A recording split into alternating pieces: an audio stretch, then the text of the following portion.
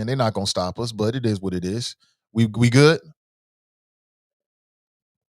We good? Good morning, everybody. We good? We good? We good? Redo Nate, no sound. Danita writes, Yo's in the house. Good morning, everybody. I know my speaker folks are not having any issues.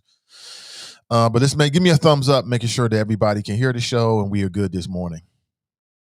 I don't want to go on and on and on and you can't hear me.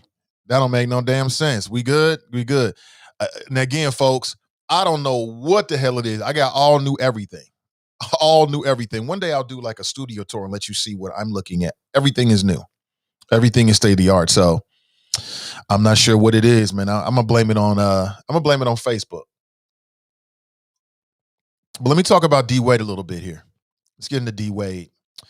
This is an example of a good black father right here. Care what nobody says. If you are the father of a child and your child comes to you and says, hey, look, dad, I'm transgender. I feel like I'm living outside my own gender. The way, at least publicly, that D Wade is dealing with this is exactly the way that you should deal with it. He has embraced his daughter. He has accepted his daughter. He is protecting his daughter. He even dressing up like his daughter. And I mean, on one hand, black men can't get a damn break. When you don't show up and you like, screw this joint, I'm out of here. Everybody criticize you, call you a deadbeat. When you stand up during a difficult time and stand up for your daughter, what's best for your child, people in the media want to criticize you and say you're a bad father and all this kind of stuff. This is an example of a good father. D Wade is showing us how to be a good dad. I mean, you got some folks out there, man, that get all upset. Like I've seen people criticize people because they post photographs like men with their children, like lounging or hugging or kissing and showing affection with their kids. I don't get it. I'm gonna do that shit till my son is 100. He can be 100, I'll be 150. That's still gonna be my boy. You know what I'm saying? He can still get that affection from dads and pops. We still gonna watch TV together. If he want to snuggle up next to his dad, that's what he gonna do. Same thing with my daughter. It's amazing. People say all that stuff. My daughter's 15. She still need that love. She be acting like she don't, but she still need that love. You know what I'm saying? But let me play this for you. This is a clip from I Am Athlete. And I want you to watch this and tell me what you think about what D Wade had to say. Now, this clip is a little lengthy. I'm not going to play it in its entirety, but we've talked so much about D Wade that now that he's actually talking about what people are saying about him, I think it's interesting. So check this out. My kids, I thank you because you're allowing the conversation to keep going forward, because you know what? You might not have the answer today. I don't have all the answers, but we're growing from all these conversations. So I thank everybody for even hating and starting those conversations, because those conversations are starting other conversations that we need to have and that's happening out there. So I don't hate it. I'm going to say this, bro. Hey, you're a real life G, D-Wade, bro. Because that could have been a whole nother damn 30 minutes. What does he got on? Just said. Just on the journey from finding out from Zaya saying, Dad,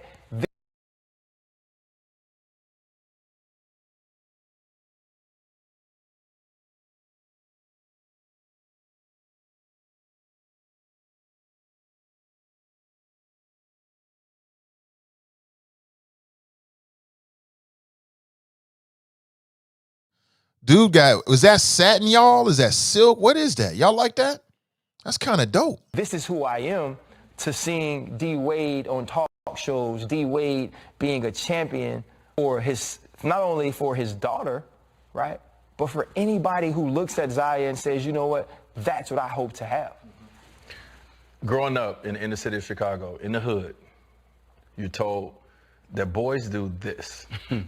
Boys play football, boys play basketball, boys play baseball, boys date girls, whatever the case may be. You're told this is what you do, right? So I'm no different.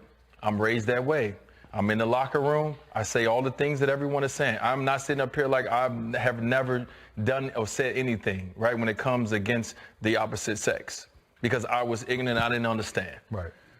So when it hit my doorstep at 3 years old, like I said, when me and my wife looked at each other, right? And the reason we looked at each other is because of this, as kids, I used to put on heels. I used to do all those things. I try to put on whatever my sisters wear. When all my sisters did, I try to do those things. So at first I said to myself, oh no, I did that. So I ain't just doing the things that I did. And then it kept going further and further. And then me and my wife had to look at each other and say, well, what if? And at that moment, everything that I was taught went out the window because now I'm a parent. And my sole job and my sole responsibility is to make sure that this kid grow up knowing that it's supported and is loved by his father and the other parent, right? That's my only job. And so when it came down to Zaya, at 3 years old, I looked at it and said, okay, D, I looked in the mirror. And now, not only did I look in the mirror, when I went in the locker room, I started changing the way I talked. I started changing how I listened to things, and I started challenging people in a different way. Once I started to ask questions to my white friends, because I've never been, at that time, no one is in the NBA or play basketball has never been openly gay. Right. I've never had a conversation with even in anybody our that locker was room. openly in our locker room. So I was ignorant when it comes to this space. So when my child came home at 8 years old, we were living in Chicago at the time after I left Miami, which we talked about. My child came home, and the reason my child didn't come home, it was an assignment that was done at school. And the assignment at school would say, tell me about yourself.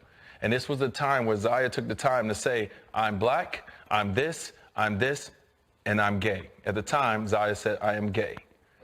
So the teacher called home. 8 years old. At 8 years old, the teacher called home and said, hey, I just want you guys to know we post these all over the school, but we didn't want to post this if you guys didn't blah, blah, blah, right? So we sat down with the teacher and talked about the teacher at that time was a gay female.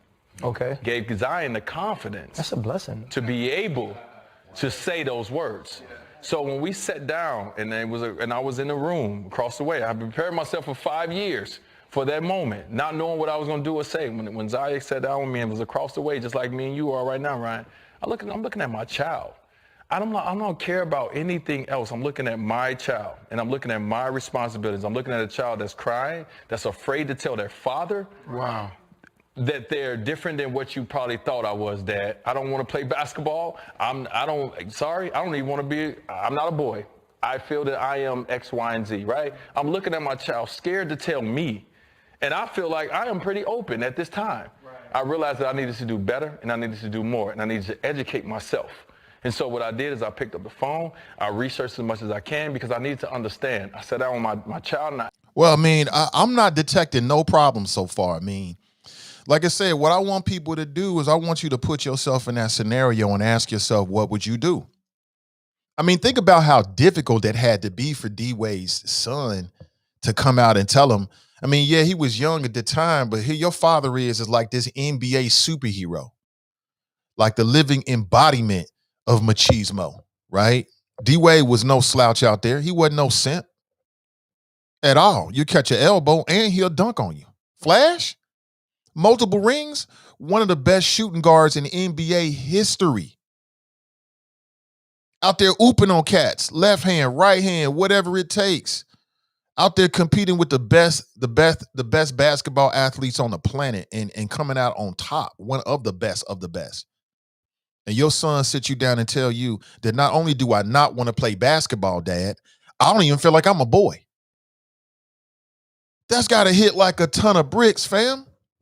That cannot be an easy thing for D-Wade to process. And he's talking about it right now. Again, I think D-Wade is showing us how to be a good parent in that situation. I asked myself what I do, and what I sit here right now, and I would go the D-Wade route. Whatever my kids are is whatever they are. My job is not to judge you. My job is try to make you be the best you possibly can be. That's it. If that's who you feel like you are, that's who you feel like you are. Period. All these folks out here ridiculing this man, criticizing this man because this man is doing exactly what we want black men to do. And that is stand up and be a father to your child. I don't see no problems with it. I think it's beautiful. And, you know, I know a lot of black folks, they get sensitive on this transgender topic, but what I'm here to tell you this is an issue that it crosses over race, socioeconomics. You know what I'm saying? You could be dealing with this in your family. A lot of people are dealing with this in their family right now, but they're hiding it. Did you hear the part where D-Wade said that this is something they knew about for years and they hid it? And he felt like he was hiding his son on social media, meaning that, you know what people do on social media? They post photographs about their family events, intimate moments, holidays, things like that, birthdays. He felt like he wasn't doing none of that with Zaya because he was hiding her, but he was telling himself he was doing it for her. But He wondered if he was really doing it for himself to make it easier on himself. That's some real shit right there. That is real life being a parent. That is super real, right? And again, from what I'm seeing, I feel like he's dealing with it in a very positive way. Very positive. So what's the opposite? That he shuns him? He tries to put him in one of these religious, summer camps or whatever they call them. We're going to send you to camp to get the transgender out of you. That don't work. What's he supposed to do? Say, listen, you're not going to be who you're going to be in my house. You can be transgender when you're 18, which is a very popular viewpoint from a lot of people, and in particular, black people. I've heard it.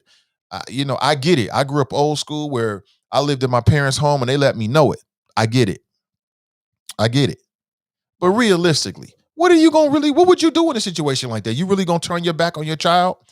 I bet that happens a lot. I bet there's a lot of men out there with fragile egos, and their kid comes to them and says that they're gay or they're transgender, and the men don't know how to deal with it. They don't know how to process it. So they either deny and completely shun the child, or they try to change them. They become a very, I would say, toxic, a toxic force in the person's life. I mean, I want to say these are heavy, deep issues, family. These are heavy, deep issues. And again, I think that D-Wade is showing us one way of how to deal with it. And I want to play more of this, and I want you to listen to it because we've talked about D-Wade. Choppers have chopped him up, talking about how he wrong. And again, if that's your opinion, I'm not here to tell you that you're wrong this morning. I just want to have the conversation. I think that D-Wade is displaying exactly the type of black male fatherly leadership that we always saying that we want. He's doing exactly what we say we don't have enough of. He didn't just leave his child. He could have packed up and left. He got the money. They could have put the kid up for they could have handled this a whole lot. They could be lying about it. He could not be talking about it. But he's out here up front saying, look, I'm D-Wade. Right? NBA soon to be Hall of Famer, one of the best players to ever ball. And he didn't take no junk while he was doing it. Everybody know that about D-Wade. Champion multiple times. Okay. He didn't need LeBron to win a championship. He won a championship on his own as the best player on the team. Okay. One of the best whoever did it. That's what you're looking at it right there. And he's dealing with this in his family. Right? He's dealing with it. So I think it's spectacular. I want to hear more. Let's go back to the tape. I asked questions because I didn't know. Because it's not our job and our responsibility to tell you who you are. You are going to be who you're going to be. It's my job to try to put you in the best positions to help you reach that goal of who you want to be. But it's not my job to tell you. Right. You know what I mean? And right now, we experiencing that with Zaya, my 13-year-old, who last year we came out and we spoke to the world that, hey, my 13-year-old came home and said, Dad, this is who I am. I am a transgender child. And we didn't come out until she was 12 to the world. Mm-hmm. But the reason we came out to the world was because I got tired of trying to hide my child. Right. Taking photos with the rest of my family, not posting Zaya, because we posted one thing on her birthday and there was so many bad comments that we wanted to hide her from it. But it came to a point where I said, am I hiding her from it or am I hiding myself from it? That's another huge thing to me, right? Like the first two things, the first two that jacket is everything you get when you have children are love and protection, right? Yep. And so like I remember hearing it and saying, how would I balance those two things, right? Because, like we made jokes about me not worrying about being knocked out. But like the other thing is like I'm just a fighter, like I've always been. You know what I'm saying? Like I got like two modes. Either we're getting along very well, or like let's just throw hands and see who wins. That's called football, people. You know what I'm saying? And like not basketball. And like I'm gonna be honest, man. Like when I watch you as a father, and like I'll be honest, the only interaction we've ever had, man, is you posted something I posted on social media, and I ain't gonna lie, I told my kids I was famous. I was like, D-Wade reposted me on his story. I'm just letting y'all know. He reposted you? Man, I felt so good. I ain't even gonna lie, dog. I'm not. Damn, bro! My guy be talking real like that. You know what I'm saying? My guy be talking about the game. He talks some real things, and I'll be like, what he said. Right. But you know what I'm saying, though, D? So how do you balance, right? Because like you said, you know about the locker room, right? You know about the way people perceive certain things. I see. Not balance. How do you move it forward? Yeah, like, and so like doing like. It's not even moving forward, bro. Like, I got tears in my eyes right now, and I hate that I'm the one, in It's always the back-to-back big dude that episodes. cries a lot, though. The big dude always cries. We a lot. talked about this machismo thing, and I got tears in my eyes because I'm thinking about, like, the reality is you're part of the 1%. Well, I'm loving all of like, this, not a man. lot of I'm loving dudes, all. bro. I mean, Like, look at think this. about that, 'cause These we are think black men about- being vulnerable. I love this show. I love this shit, man. These are some of the best athletes in the world showing their vulnerability. I love the digital age that we live in. I love that folks is doing their own media. I love this podcast because it's showing us in a different light for people that can be quiet enough and just kind of observe what they actually watching. Throwing the ball with our boys and doing those things. And so, you 1% of being able that unconditional love that you talked about, and a lot of people don't understand what that means. For the majority of us is we've seen people lose their lives. Yes. We've seen people take their own lives. Talk to me. Right? Talk to me. Because of not feeling comfortable with coming to our parents and saying this is what's going on. That's what I'm saying. And then also, like, how many fathers have said, especially in our community, that, no, that ain't my son. That's the thing. That's right? it. So, but if we gonna be real, and you talk about no layups, if we gonna be really real in the locker room, how will we deal with that? With Zaya, with you saying at 3 you saw it, at 8. I'm gonna play a little bit more you because it's knew near it, the end, and he and makes then you some move profound. forward. He makes some People interesting that dealt statements at with the it, end. Near People the that end. are going through Check it, this and out. people that in the future that have that 2-year-old son in a year from now. Like, what advice would you give to them? Because this is real. This is going to happen. This is so many people's lives that they don't understand what you're talking to. Well, you give them advice. That's what we want on this show. You just said it. Advice. You just said it. I'm over here living real motherfucking life. If everybody on the outside want to act like things is, we grew up in a certain era and things was a certain way. Right. Life evolves, people evolve. This is not, 2021 is not the first time that we've experienced gay people. We've experienced transgender, LGBTQ+. But this is not the first time. Right. But we're in an era now where people are feeling a little bit more comfortable and confident to come out and express who they really are, right? Like we're in that generation now, right? So my thing is this. Ultimately, when it comes to my child, and everyone says they are willing to do this, I'm willing to die for mine. So if you want to say something against mine, if you want to hurt mine, come and talk to me first, because my child has the right and the ability to be whoever they want to be in this life, and I'm going to make sure of it. I don't care who or what they decide to do. If this is my job. I am the leader of this family. As the leader of this family, I'm going to make sure who you are is shown and shouted out to the world, because I don't want my kids to not feel comfortable. And we're already black people in the world. That's enough. Right. Now we want to act like, I got people out here, dog. I got people out here that will tell me that me and my wife are trying to get some kind of financial gain off of my child coming out saying that she's transgender. But I got over 100 in the bank. I don't need that. That's not about me. You say you got over 100. You said you got 100 in the bank, huh? As in 100 mil? Psh. I've heard that too. I've heard people say like, "Oh, he just out here trying to get money." I'm like, I don't see that. I mean, that's some sick ish right there. Your kid comes forward. Here you are, a multimillionaire. Your kid comes forward and say, "Hey, Dad, Mom, I'm transgender. I feel like I was born a girl, but I'm really was biologically born a boy, but I feel like a girl. I want to make a transition." And then you think finances? That's a sick mentality right there. I never believed that.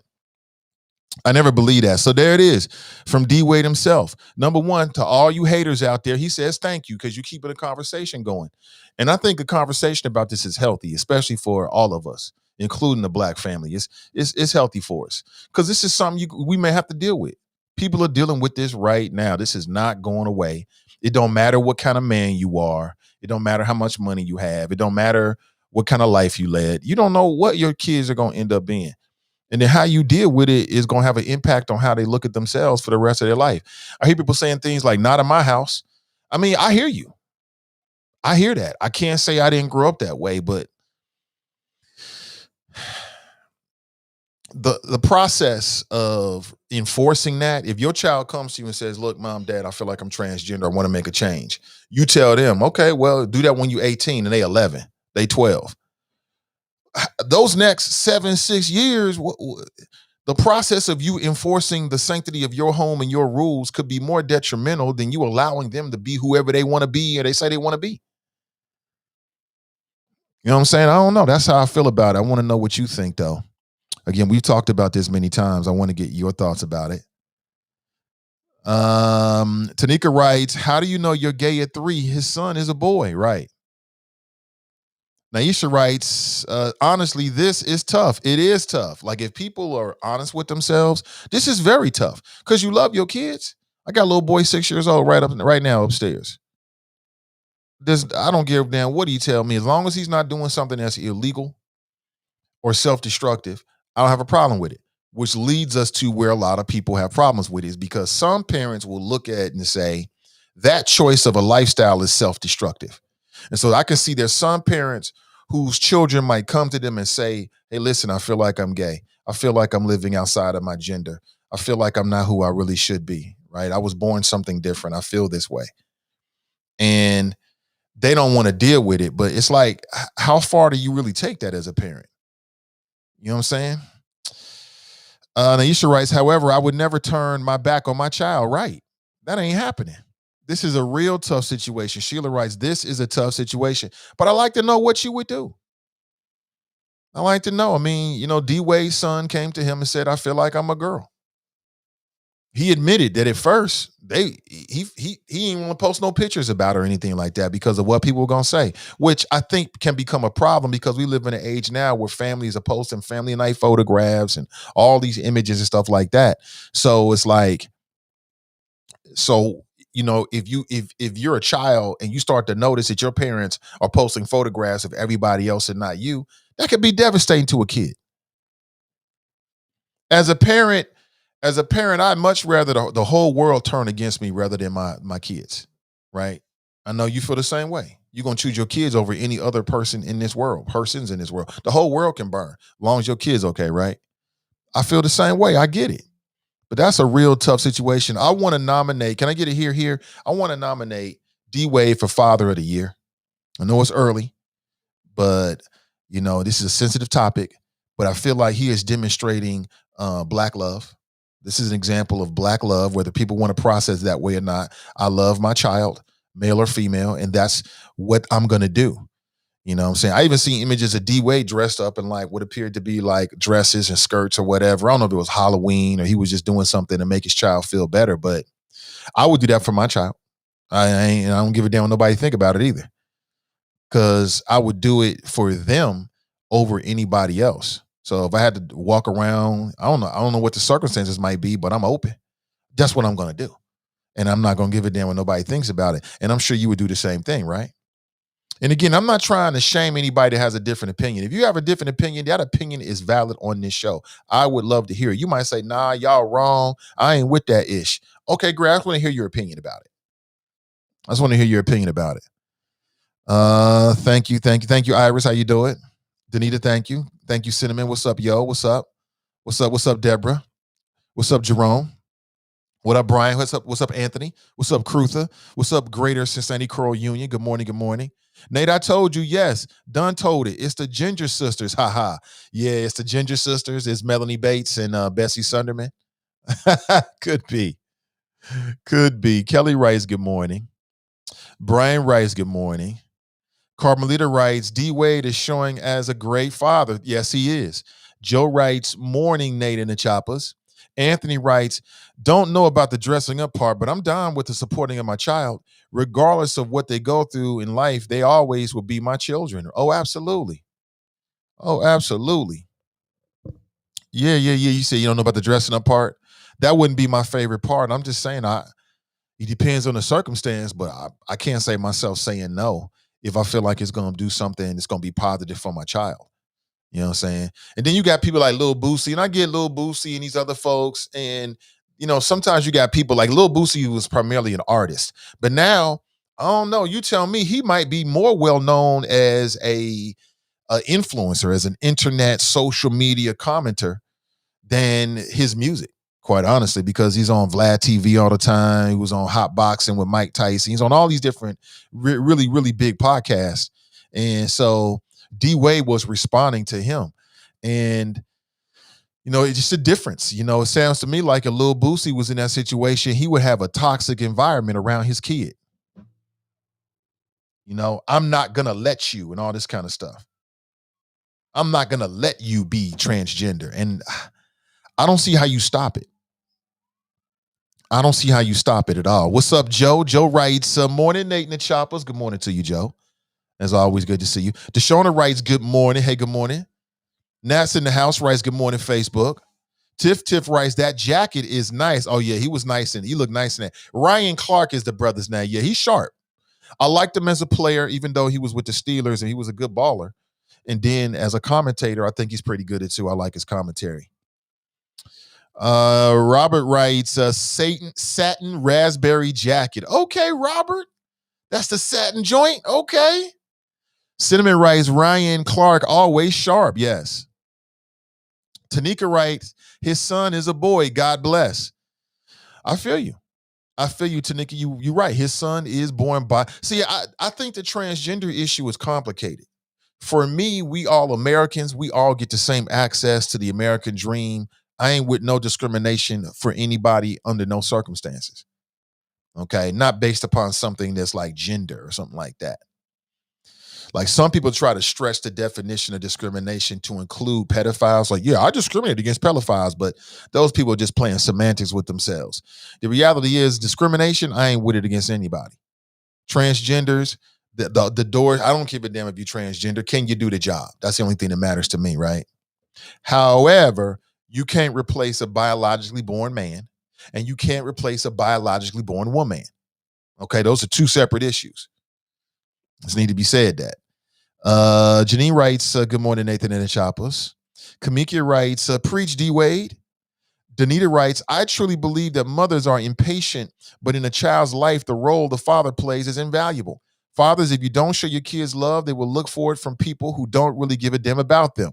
They will think that what they are shown is love because you didn't take the time to show them what genuine love looks like.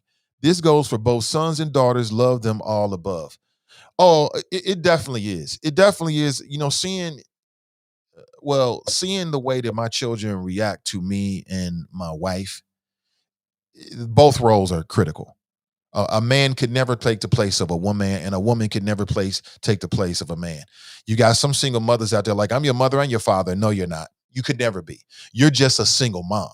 But a woman could never bring to a situation with a child what a man does and vice versa. You just don't. I don't have it. I don't have the same connection to our children that my wife does. Okay. It's similar, but different, distinct, and unique, and vice versa. When my kids come to me, they're getting something different than what they're getting from their wife. But both are very, very important. You know what I'm saying? I've seen that firsthand. 100%. Getting that acceptance from mom is critical. Getting that acceptance from dad is critical for both of them. So I look at my kids as little social experiments. I really do. Like on some levels, it's fascinating to me. The human development, kids, that whole interaction, it's fascinating to me. I just sit back sometime and I just, in my more scientific, brain, I just kind of analyze my children because they're quite interesting, man. They really, really are. Kush writes, good morning, Nate and the Choppers. I won't be disingenuous. I will say that as being human, my first thought might be what I do wrong as the male figure in my child's life, not going to lie. Okay, I appreciate it. So Anthony says his first thought would be, what did I do wrong? And you know what? That's a real vulnerable, transparent admission right there, Anthony. It really is, because honestly, fam, I bet you there's a lot of fathers that would feel the same way. A lot of the fathers would internalize it like, oh, I must have did something wrong. But it has nothing to do with you. It's not a reflection on you. I would not take it that way whatsoever. If it were me personally, I wouldn't think that. I wouldn't be thinking, what did I do wrong? And it was that one time. I'm not even sure what that would be, right? I was drinking too much soy and I passed it down to my kids or something. Everybody develops differently. You know, there's no way to really chart these kind of things, but that's a real honest thought, though. D Wade and Gabrielle went Hollywood, so still tell your children the truth. They went Hollywood. They went Hollywood. Well, she was already Hollywood, right? Black Hollywood. And then for an athlete on D Wade's level, going Hollywood, going into media is a natural transition after you leave, you know, your professional sports career. So I don't necessarily hold that against them at all. I've heard that before. Sister Irish writes, how to be present parent, understanding who your children are is part of being a parent. They don't come with instructions. I love this conversation. They don't come with instructions at all. I'm gonna tell you, I really like that I Am Athletes podcast. If you're into podcasts, I would tell you to check it out because it's quite interesting, and I love the vulnerability of it, the realness of it, the rawness of it. I love that this brother isn't afraid to weep, if you want to say cry or whatever, and show his emotions. Because a lot of people think that if, as a man, you show your emotions, let's say you're weeping, that somehow you're less of a man. I don't believe that one bit. I think there's nothing more manly, in my opinion. And I love the fact that these athletes now can create their own media and then project a version of themselves that without it, we never would have got a chance to see. You know what I'm saying? ESPN ain't doing this. I'm telling you, the internet has far surpassed any and all media outlets in terms of the capabilities that people have these days. So Tracy writes, your kid is not gay at 8, period. Okay. She putting her foot down. So you don't think it's possible for someone who's 8 years old to be gay, to be homosexual? I can say that I can see where you're coming from because that's an extremely young age. I just wouldn't rule it out. I wouldn't rule it out. I wouldn't use a cookie cutter way of looking at it for every situation because every situation is different. I was talking with gay folks who knew at an early age that they was gay. They always knew it. I don't remember how old they were in these different conversations I'm talking about, generally speaking, and kind of pulling it all together in my mind right now. I don't remember the ages of what these individuals have said, but I talked to many people in front of the microphone, like on the air, who've called in and things like that. Then away from the microphone, who've told me straight up and down, I was born this way, Nate. I take them for their word. Who am I to tell somebody else that they're not feeling the way they say they feel? I don't know. I take you for your word. I tell you for your word. You know, why will somebody say they're gay and they're not? Dale writes conversion therapy. Right, that's what it's called. I don't believe in that. We gonna pray the gay away. We gonna pray the transgender away. I don't believe in it. I don't believe it one bit. Danita writes, I always want to support my son and let him know that there isn't anything he can come home and talk to me about. However, I don't think we would allow him to transition, especially with a surgery, into a female. He would have to wait until he is an adult because I won't allow him to make such a permanent decision at such a young age. I feel you on all of that. I think all of that is fair and smart. I do. So what she's saying is there's a difference between your kid coming home and saying, look, I was born a boy, but I feel like a girl, Dad. I want to start living my life as a girl. I want to change my name. I'm going to dress differently with no operation. And your kid coming home saying, and they're a minor, let's say they're 11, 12, 13, 14 years old, living in your house, and they want to go through the transition in your home. I would say, I would agree with you, Danita. I would. I think that there's a way of saying, I accept you. At the same time, there's limits to this. And I think that when you're a minor, your brain hasn't fully developed. And if that was my kids, I would want my kids to wait until that they were more mature before they made such a permanent decision, right? That's irreversible. Okay, that's what you're going to do. You do it. And I'm going to be here no matter what. But let's wait until you get some life experience, okay, before you start making these life-altering decisions. So I feel you on that, Danita. I think that the way that you just pushed that is fair. I think that's fair. I don't think there's anything wrong with that. I think you can support your child. I think that is supporting your child. Like, even if your child's like, look, I'm 100% certain about this, mom and dad. I am not the gender that I was born. I'm gonna go through the transition. I'm gonna get an operation. Okay, cool. Get the operation. We'll pick you up. We'll drop you off and pick you up and nurse you back to health. But you need to do that when you have a more developed human brain, some life experiences, and really understand what you're talking about here. I think that's fair. Sheila writes, good morning, Nate and the Choppers. Good morning to you, Sheila. Tanika writes, how do you know you're gay at 3? His son is a boy. I think I read this. Catching up to what I read earlier. Hey, what's up, Cass? Cass is in the house. April's in the house. Good morning to you, April. Do we know which one we might come out with? Danita writes, why is it that when an 8-year-old boy says he has a crush on a little girl in his class, we don't say anything and it's cute? But when an 8-year-old boy says he has a crush on a boy in his class and we say you don't know what you are talking about? Sis just made a point there, sustained. Good point. I think Danita just made an excellent point there. She's right. So some people will say, well, how can an 8-year-old determine what their sexuality is? Okay, but when your 8-year-old boy said they got a crush, you don't question it. You laugh about it. Oh, that's cute. Oh, he got a little crush. Oh, he's heterosexual. Cool. Right? I mean, come on, that's what you do. But if that same 8-year-old boy says, well, I got a crush on the boy, all of a sudden we're going to look at him and say, you don't know what you're really feeling. That's a great point, Danita. That's a fair point. I don't see any problems with the logic in that whatsoever. We'll go ahead and rack her on that one. Great point. Let me see. Iris writes, candy apple red. Not sure what she's talking about. Naisha writes, we live in a society where people find it imperative to explain themselves to the world. Right. Some people do, Naisha. You're right. I mean, it's social media. You got this phone in front of you, man. You can connect to the world. Like any one of us could go viral today. Anybody in this audience could go viral today. You never know.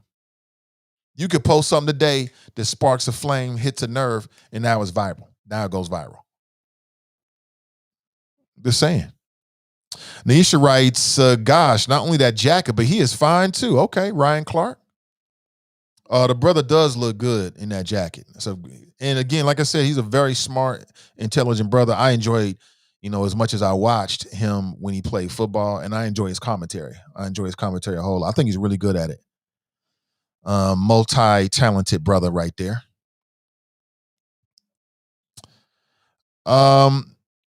Dale writes, this is D-Wade's podcast. No, actually, I'm not sure.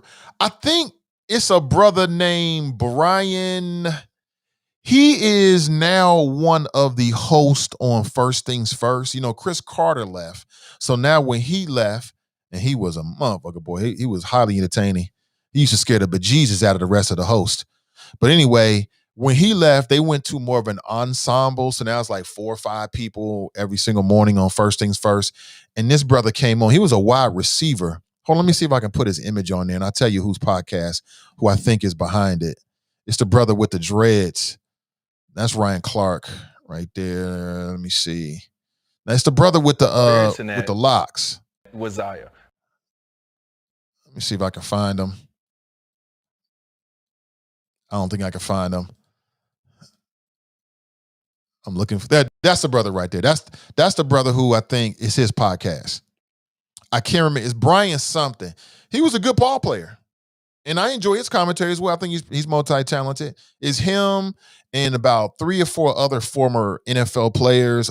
Chad Ochocinco's on that show. Oh, it's super dope. I've been watching it for I'm not sure how long, but it's super dope. And it's just like a real casual setting. Got multi-cams. They sit around and talk about the latest in sports. That's primarily their wheelhouse, as you can imagine, and all the politics. It's crazy interesting. It's crazy interesting. Like if you're somebody that's into sports, then you'll like that podcast. If you like the NFL, then you'll like that podcast because you got these brothers sitting around talking about the game.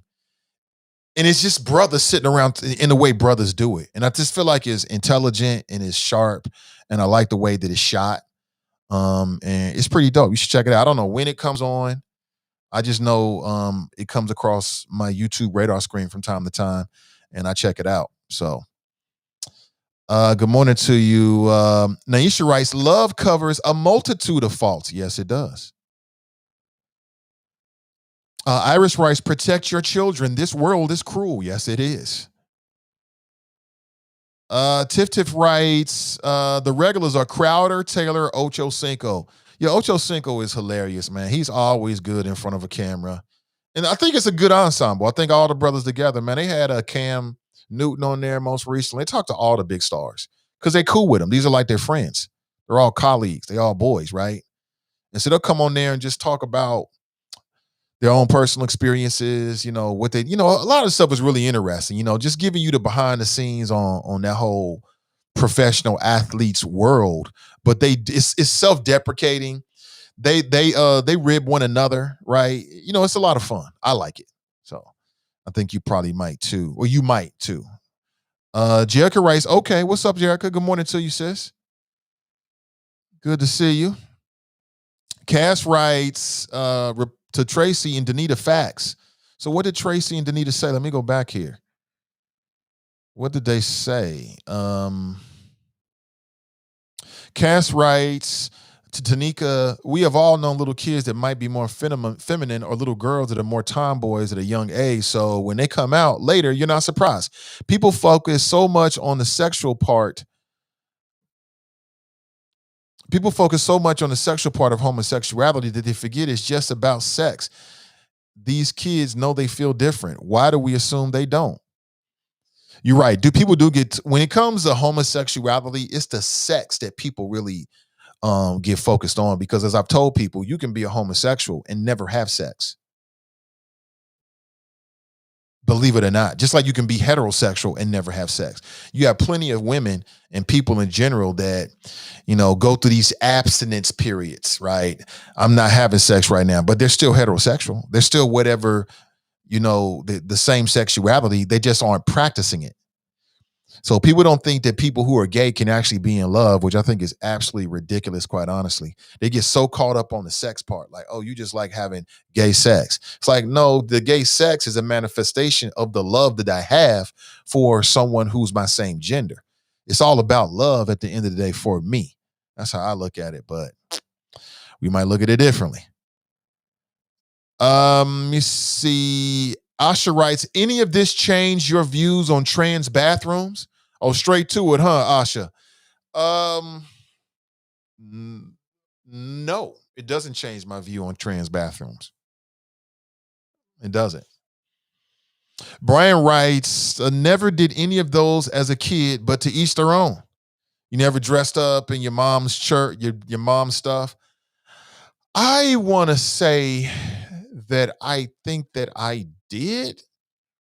You got to remember, I was a single kid. I was an only child for like the first 7-8 years of my world. So for the first 7 years of my life, I had my mother to myself. And I'm sure I did.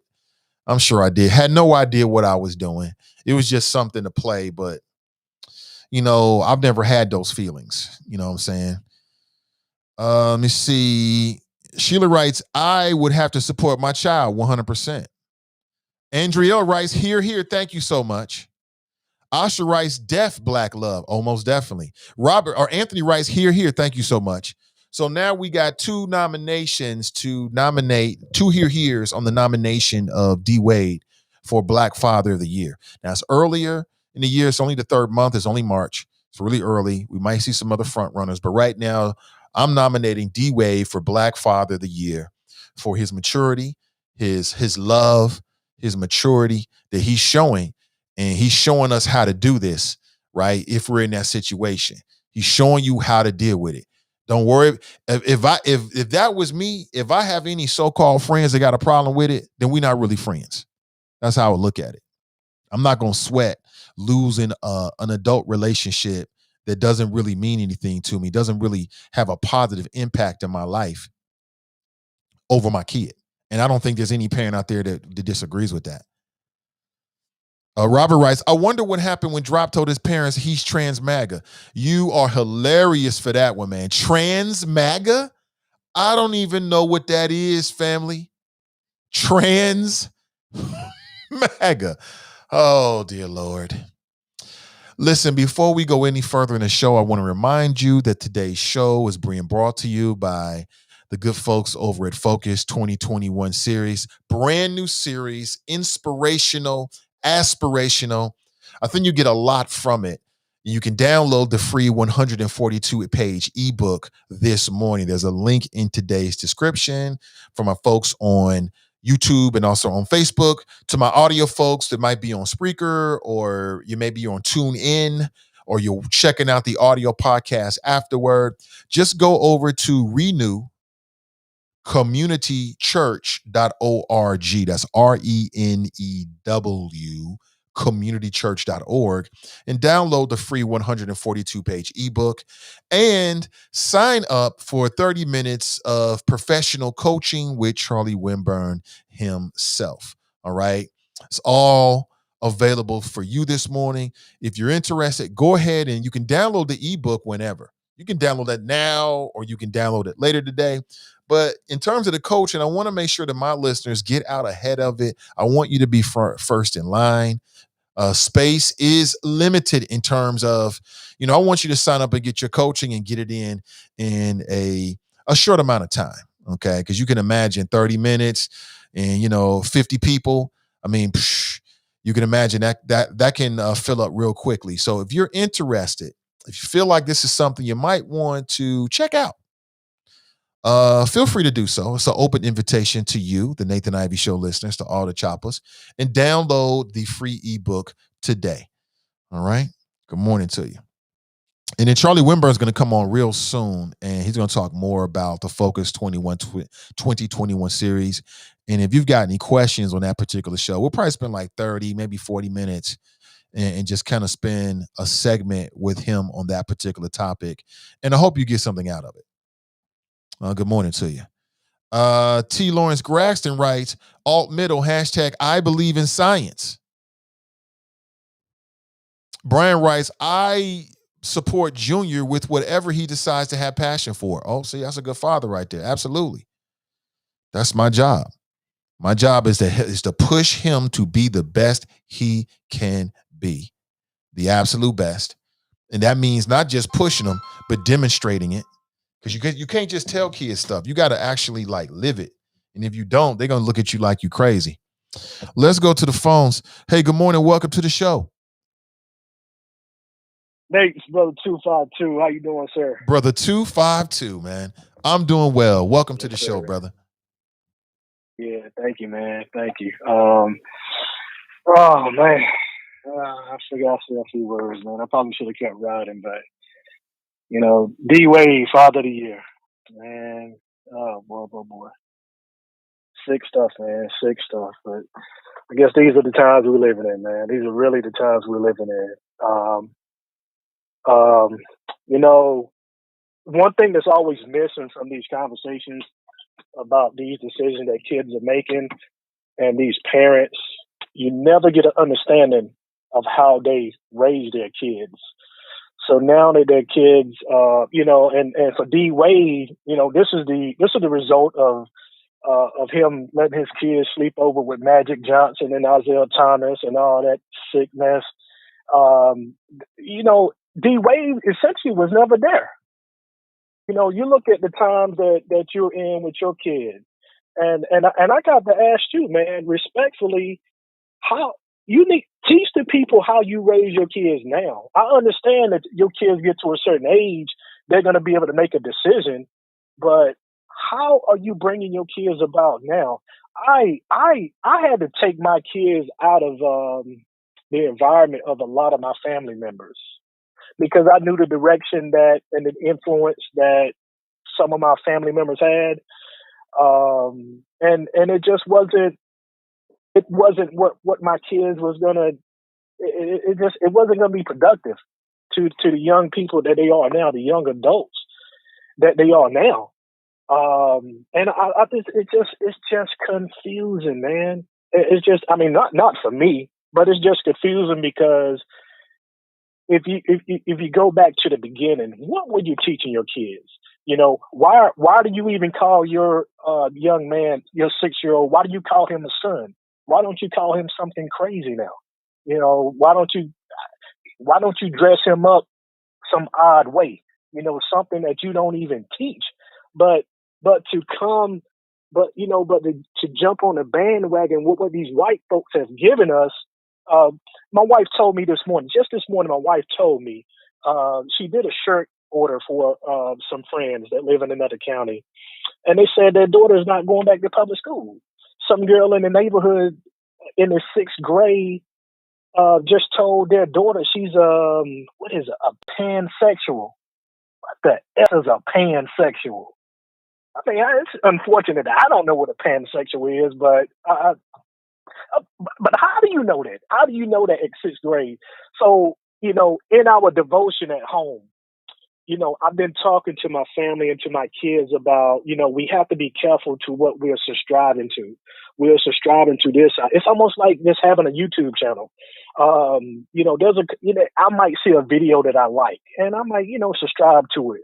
But if I pick up on if I hit the like button and then I see some of their recommendations, I'm going to learn real quick if I like this channel or not. And a lot of times I have to unsubscribe to those channels. I think you're progressive, and I'm not really into the politics because I think you guys are just here today, there tomorrow, and a lot of the politics that makes sense to me is business. But this progressive movement, I heard a brother say recently, man. With the clickbaity podcast, I probably shouldn't have promoted that because I haven't promoted your show on his channel yet. I apologize for that. But I had a brother write in his post recently, if we don't get what we want in this election, we need to burn this MF down. And I guarantee you, he would not be holding the matches, but he would incite you to go pick up a match. And there's another lady that kind of vibes with him that's very progressive. They want us to burn our lives down, but they're not going to be there striking a match. So it's just, I get it. It's fine. Do you, scripture tells us to let the wheat and the tare grow together. And another thing that I've been teaching, and I'm not teaching to your audience. It's really, I know who your audience is, and I'm not teaching, but the understanding that I share with my kids as a recent man is that, scriptures also teaches us, and I really believe that we're living in a time where you are being bound together with whatever your beliefs are, and right or wrong, you're being bound to that, almost like this pandemic issue. Either you're gonna wear a mask, either you're gonna be safe. It's your choice. Now be bound to that. Be bound to that, and we're gonna hold you to that. It's almost like another weird analogy. You got a rat trap, and I was just thinking of something weird this morning riding, man. If you got a rat trap, and I tell you, look, I'm gonna blindfold you. Now, either I'm gonna set this rat trap, or I'm not gonna set it. Either way, it's gonna tell the truth. Either way, it's gonna tell the truth. So at the end of the day, all these things have to grow together. And eventually, we're going to understand. But that's one thing that I would love to see you do. And these people that are so confused with this gender thing, man, teach the people how you're raising your kids now. I think your kids are coming up beautiful, but I don't think you having sexual conversation with your kids. About how they are now. So I think that's where the sister gets off, and she said, "Well, at 3 years old, at 8 years old, they know. What do you know? What's a pansexual? How do you know that at 6 years old? You're gonna bound yourself to that now? But it's just the information that we're just around, man. But hey, obviously, the progressive. This is a progressive, almost like an employer's market versus employees market at a certain time. This is definitely a progressive market. But I look at the way I brought my kids up, and if I wasn't the elect, I would be confused, because I would almost think, oh man, I didn't give my kids a chance to wear women clothes. I didn't give my kids a chance to understand this freakiness that's going on now. No, we corrected our kids along the way, man. We showed them what family was. We showed them how a man is supposed to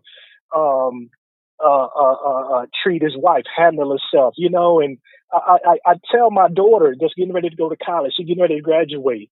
I tell my daughter, you may meet your husband in school, but maybe now I need to walk all that back, man. I need to change the language. But last thing I say this, man, I appreciate you letting me ramble.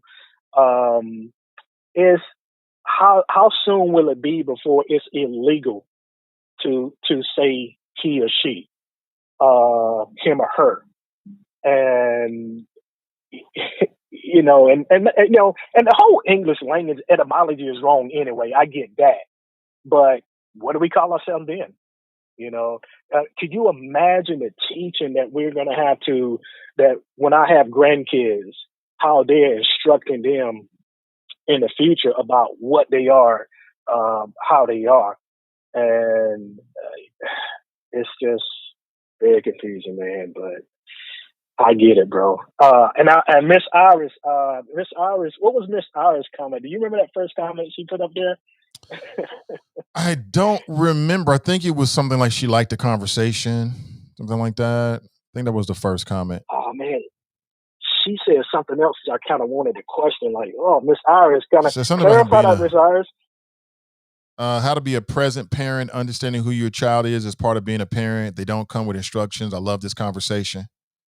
Is that the part? Yeah, it doesn't. It doesn't come with instructions. I mean, I know there are some things that hit us at different times, but a lot of parenting is basic blocking and tackling. I'll say this and I will go. Because I got 4 kids from 23 to youngest is 18 graduating this year. We have forsaken so much, man, to see these kids through. And I'm having conversations with people now just out of the blue, out of nowhere. I went to get my license renewed the other day. And the only thing I'm thinking about is passing this test, getting out of here. And I keep running into these conversations, man, and people begin to open up, and it's like a book, and it's really compared to the dream that I had a couple of years ago. And a lot of times, man, I'm finding out that people are exposing their vulnerabilities and the things that they didn't get a great understanding in earlier. And it's just unfolding in their lives now. It's unfolding in their kids' lives. It's unraveling. But we gotta stop subscribing, man. We gotta condense. We gotta come back, condense, and stop subscribing to so much, man. Man, you gave me way more time than I deserve, brother. I always love the show, and I wish you well, man. Wish you well. All right, man. Take it easy, brother. That's brother 252. Appreciate you checking in. He's down south, I believe. That's brother 252. Huh? What do you think? Do you agree with him? I'd like to know. Like I said, I mean, this is a family issue. This is a family issue, and people are going to have to deal with the transgender issue. I just say let's deal with it in compassion. I mean, I'll let it be known how I feel about it. I am for everybody. I am not for discrimination against any person, any persons, any Americans. We should have the same access that every other American has to whatever the dream is. You got a right to, you should have a chance to succeed and a chance to fail in America. Okay? Would I hire somebody transgender to work with my business? Yes, I would. I wouldn't even think twice about it, actually.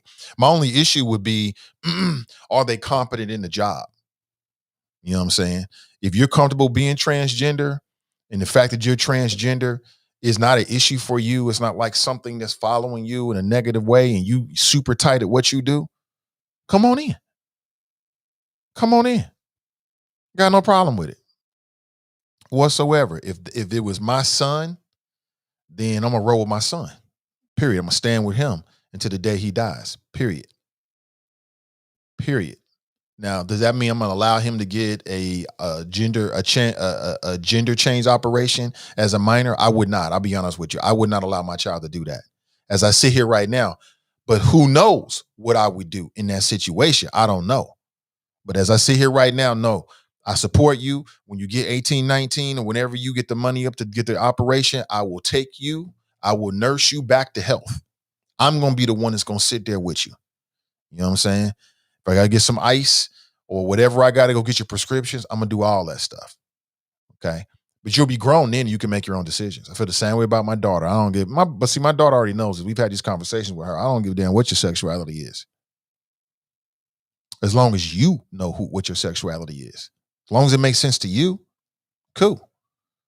Now, get them grades together because you're trying to build here. You know what I'm saying? Simple as that. But that was brother 252. I appreciate it. I want to move on, family. That conversation is still, you know how this show goes. We talk about multiple things under one show. We do it each and every morning. And I definitely want to start with that because I think that is a very timely conversation. And I think that D-Wade needs to get his props for standing up and being a strong black father, a positive black father to his child. And there's so much negativity out there about men and black men in particular and black men and fathers that anytime I can see an example that I can, support and big up for the culture, then I'm going to do that.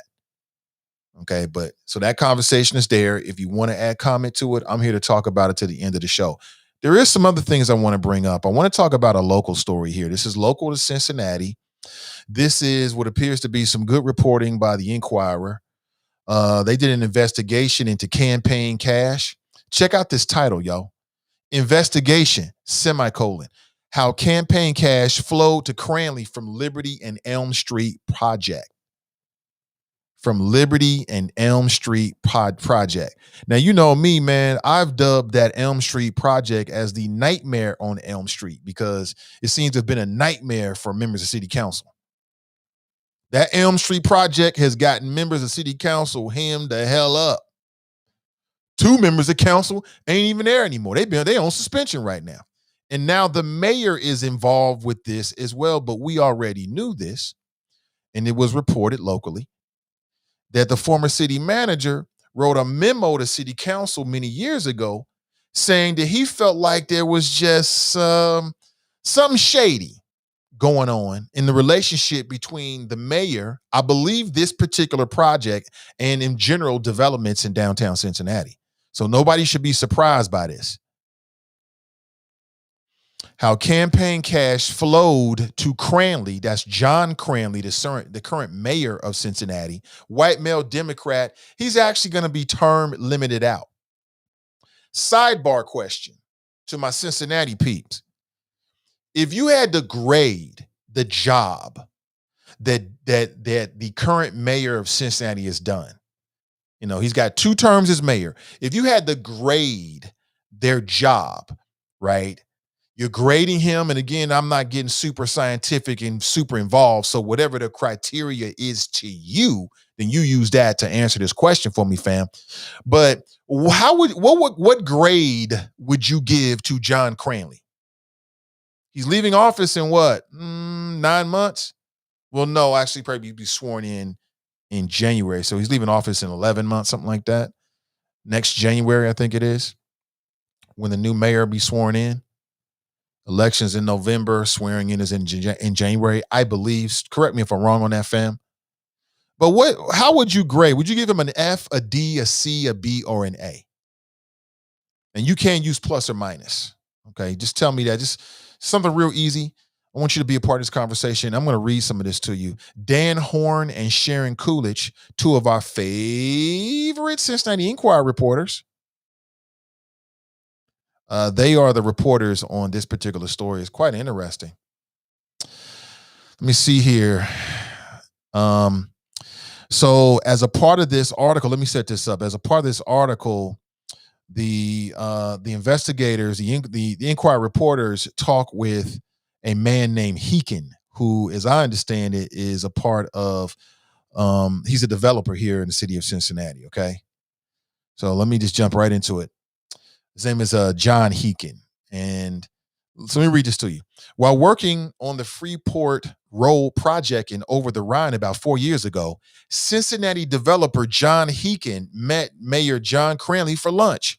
Heekin remembers Cranley asking 2 questions as they chatted and ate the fish special at the Washington platform. 1, he wanted to know how the project was going, and 2, he wanted to know if Heekin intended to donate to his mayoral campaign.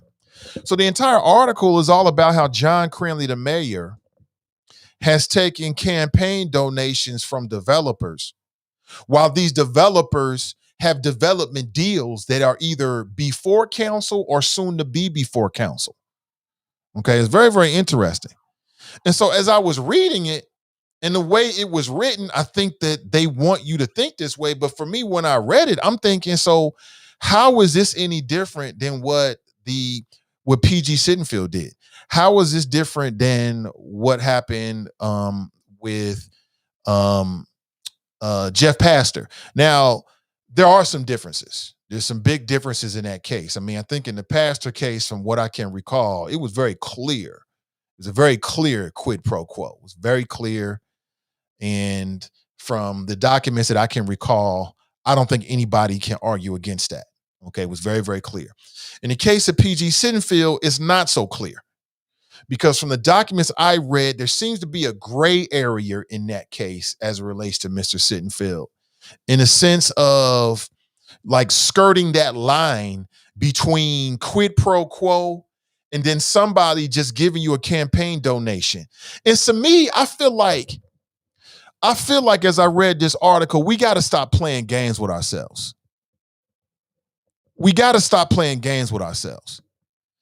So if developers are allowed, and these are developers who have a future project or have a current project that will go before the city of Cincinnati, if they are allowed to have meetings with and sit with the mayor and members of city council individually, and then they can also give them campaign donations, then we can't be so naive to believe that even though there isn't a quid pro quo that's publicly stated across the board by the candidate and or the developer in their meetings, that isn't what the intent is.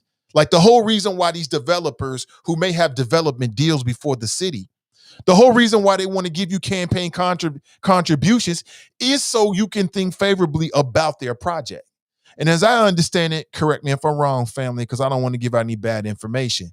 But as I understand it, neither one of those things are illegal currently. So it's not illegal for a member of council or the mayor to sit down with a developer and have the fish special or whatever the special is at whatever restaurant in Cincinnati and talk about how development is going. And in that conversation, it's also legal for the candidate to ask for donations, to solicit donations, and for those donations to be given. So again, I think there's some gray area, as I understand it, in the way this whole thing is dealt with. But the gist of the article is this is what Cranley's been doing. And I've heard this from a lot of people like, well, this is what Cranley does. Cranley does this. Cranley does this. How's it a problem? Well, so now we're getting more details about how politics actually works here and how development deals work here in the city. Now, John Cranley, to his defense, is quoted in this article as saying, look, I ain't do nothing wrong. It's legal. And he's right. It is legal.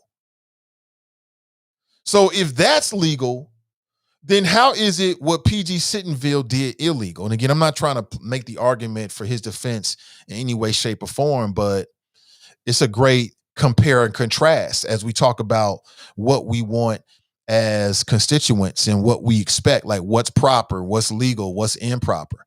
So it's legal for you to sit down and have lunch with these people, and they got development deals, and they're talking about all the good things about the DeVille and how it's going to be great for the city and all these kind of things. And then it's also legal for that candidate or that elected official to solicit donations in that same meeting. They just can't say or to verbalize some type of quid pro quo, like the reason why I'm giving you this money is so that you'll vote favorably for this deal.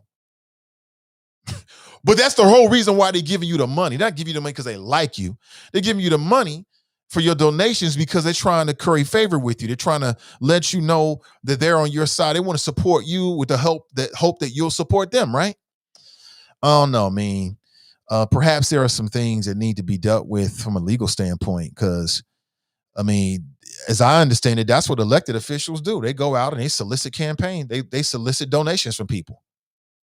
Like right now, you got all these people running for city council, reporting all this money that they're raising for donations. You better be damn skippy that people are not donating money just because they like them.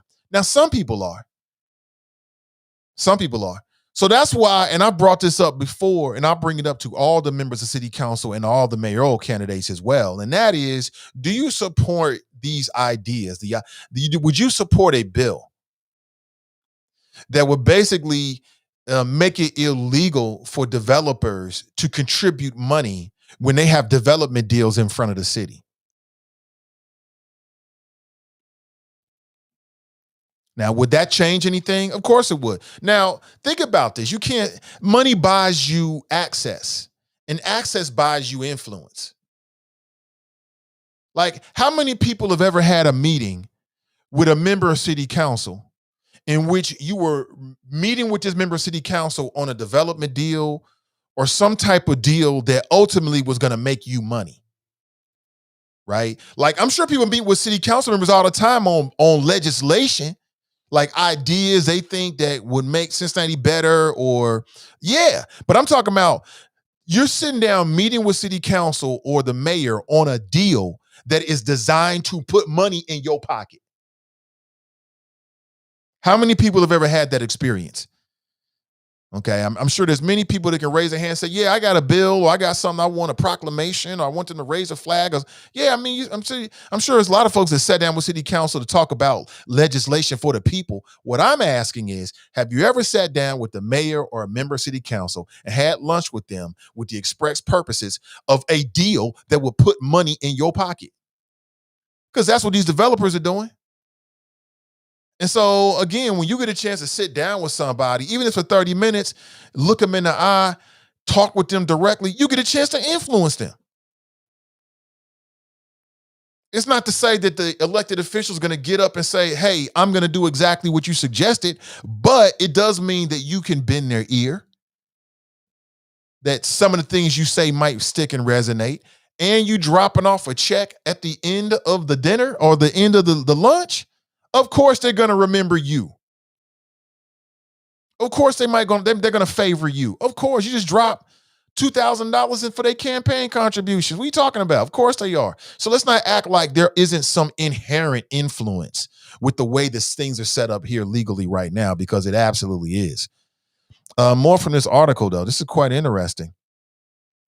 An Inquirer analysis of local, state, and federal campaign finance reports from 2015 to 2020 found Cranley raised more than $110,000 from firms and individuals with ties to Freeport Row, a proposed $80 million apartment and retail complex on the northwest corner of Liberty and Elm Street. So from 2015 to 2020, Cranley has raised $110,000 from people that want to make money off of the Freeport Row development deal.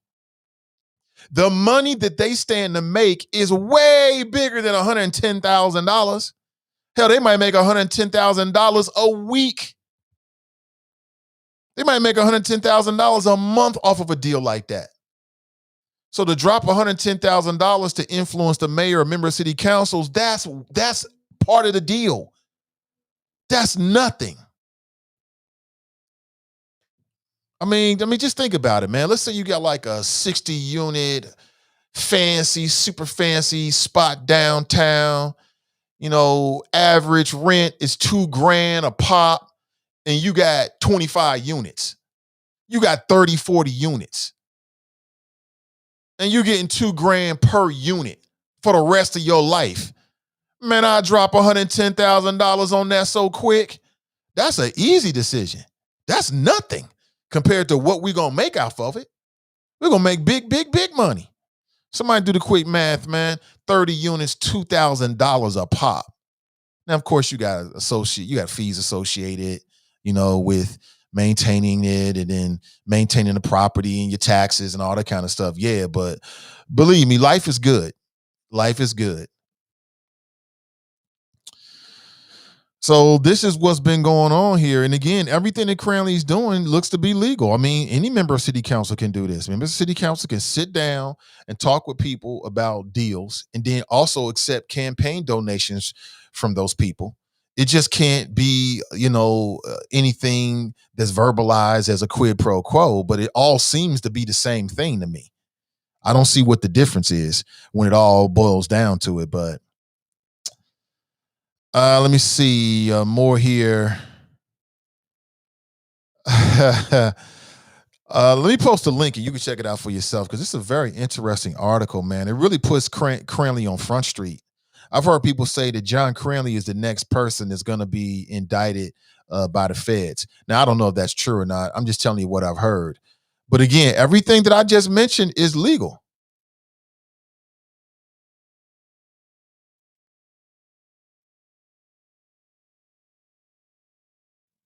Everything is legal.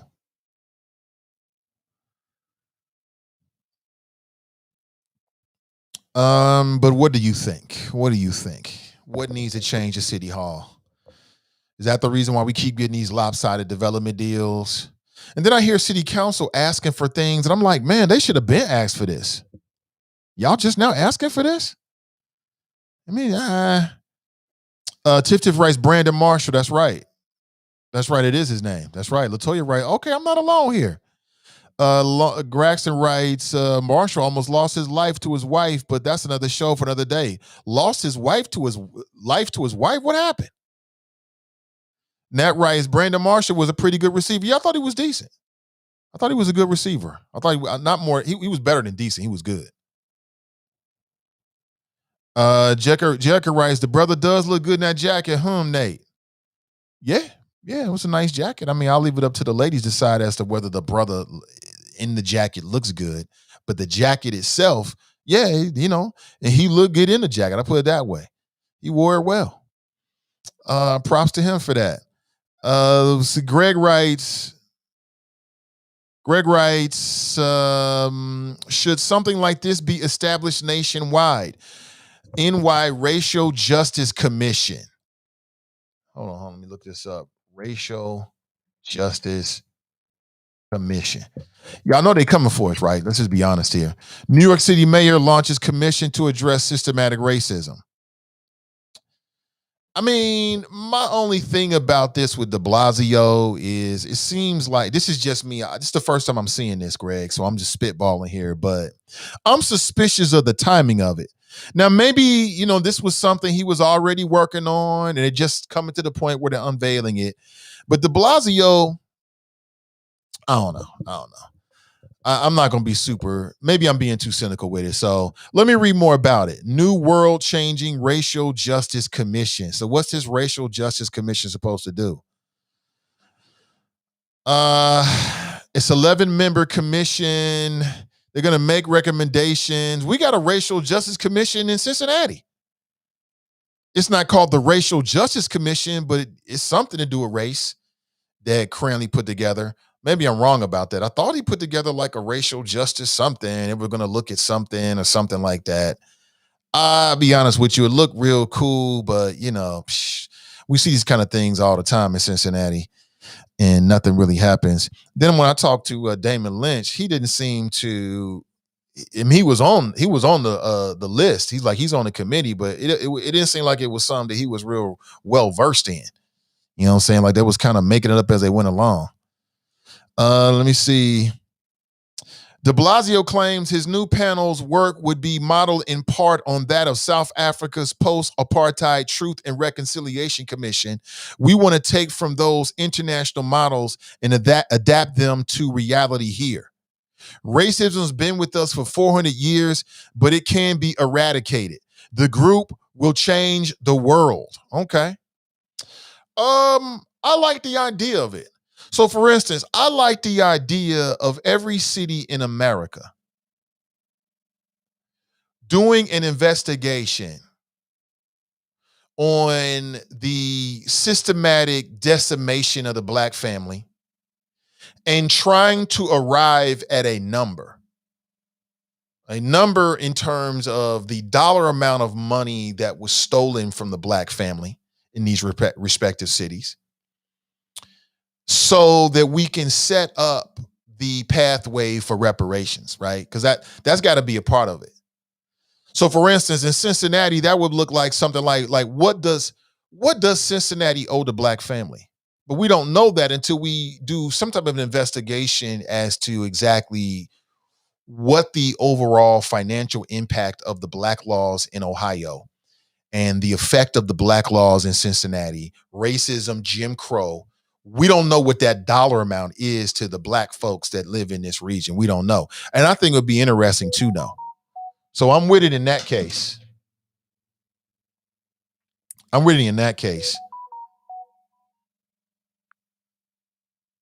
Oh, is that right? Can I put that out there? Just give me a thumbs up if I can put that out there. I'm getting some, you talking about on the Fed case? To the person that sent me a text message right now, you talking about on the Fed case? I just got some information about something that may be happening. I'll tell you if I can. Let me see here. Brandon Marshall, thank you for that. Interesting. My son at 5 wanted to marry one of his varsity cheerleaders. He asked her mom for her hand in marriage. We all laughed and thought it was so cute. My son was gone for her. He truly thought he loved her. When she graduated, my baby was so heartbroken. I just think that kids have emotions that we don't want to admit. In his heart and mind, he was in love. Well, somebody said it. I think it was you, Donita. Like you said, like if you have a little boy and he expresses his feelings as a crush toward the little girl, everybody's going to think it's funny and think it's cute. Everybody's going to think it's funny and think it's cute. If that same little boy expressed some kind of similar feelings toward a male, I think that there's going to be a high likelihood that people are going to say, well, he don't even know who he is. So are we just cherry picking what we want to see? You know what I'm saying? You tell me, 513-873-7134. It's a lot of things going on.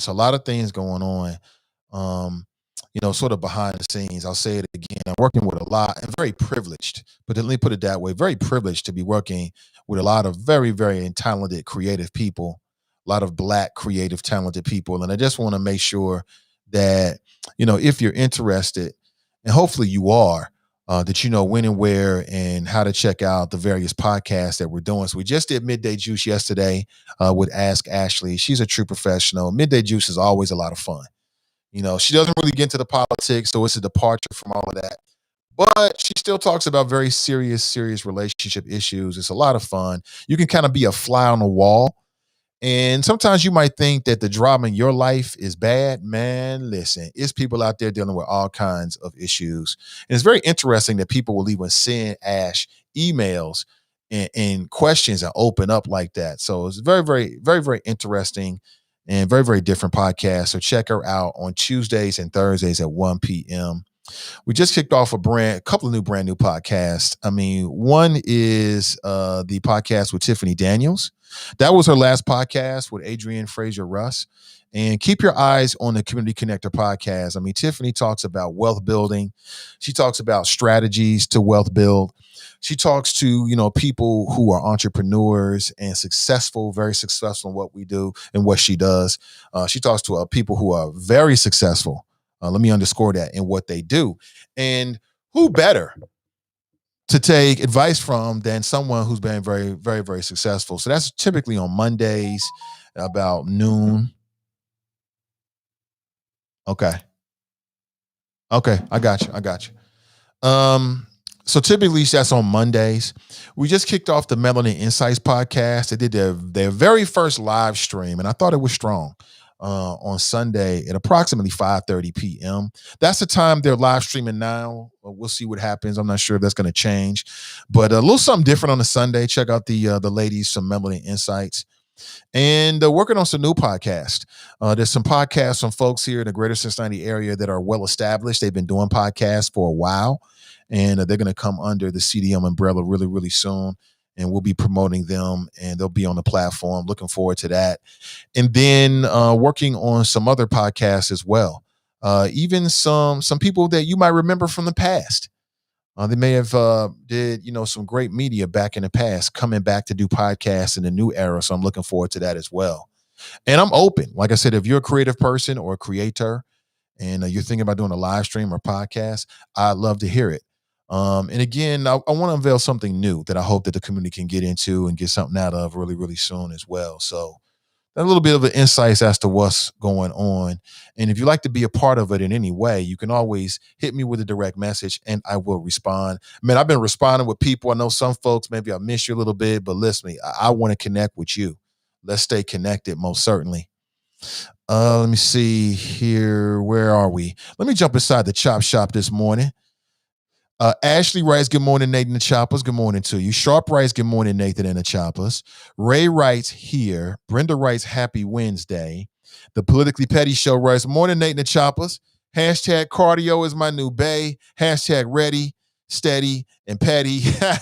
Ready, steady, and petty. I like it, man. Yeah, I saw the images, man. I saw it. I saw you getting your sweat in. I mean, hey, man, do what you got to do.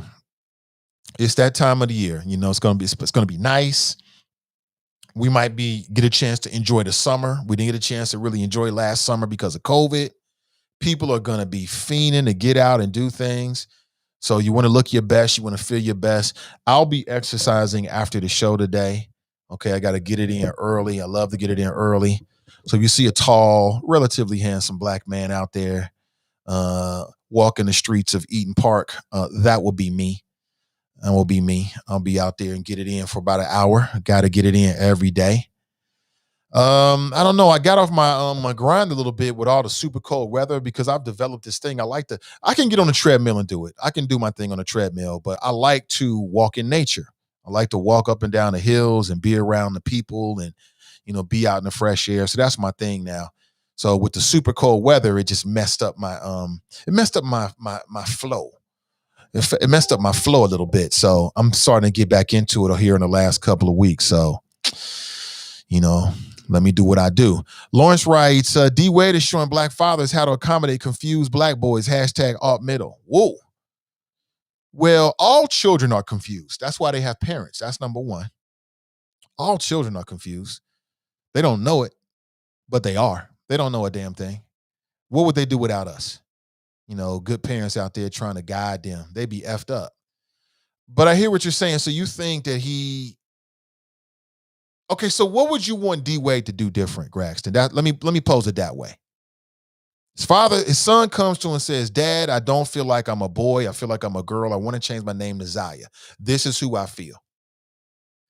D-Wade gets in his feelings and admits that he's not even posting photographs of his child. Come on, man. That could be damaging to a kid. So he fully embraces who his child says that they are. Fully embraces it. What would you have him do, Braxton, other than that? I'm just curious. I'm not telling you you're wrong or anything like that. I'm just saying. He writes, Charles Martin with the facts. So by the logic, Andrew Gillum was in love with the gay escort he was found passed out in his own fluids with, ? Meth blows that logic clean out the water. I feel like I'm coming in midway in a conversation that's been going on for a while. Trans MAGA, that's hilarious. Drop's having a good time with it. Good to see you, Drop. Brian writes, how can it be a part of life when two males or two females can produce life? What do you mean, how can it be a part of life? Homosexuality is a part of life. There are people out there who are homosexual. And we're going to have more homosexuals. Homosexuality is out there just like heterosexuality and all the other alities. It is what it is. I don't get it. Props to D-Wade. Drop writes, I love the Nathan Ivey Show and the Choppers in the Chop Shop. Same to you, brother. What's up, Jason? Most requested podcast. He writes, wow, good to see you, brother. As always, man. Good to see you. I know you out here grinding, trying to do big things or doing big things, however you look at it. Well, good morning to you. Y'all see my Lakers not doing so well without LeBron and AD, huh? I don't want to talk about it. They'll be okay. Either they're gonna ride. Either the other players are gonna step up and they're gonna get some games, and we're gonna see who the true baller is, or they're not. It is either they're going to maintain that third, fourth position in the Western Conference, or they're going to lose every single game like simps. I don't care, man. If I'm on the team, we got to get us some wins. LeBron sit down, AC, and we got to get some wins. I know they feel the same way. I'm expecting big things.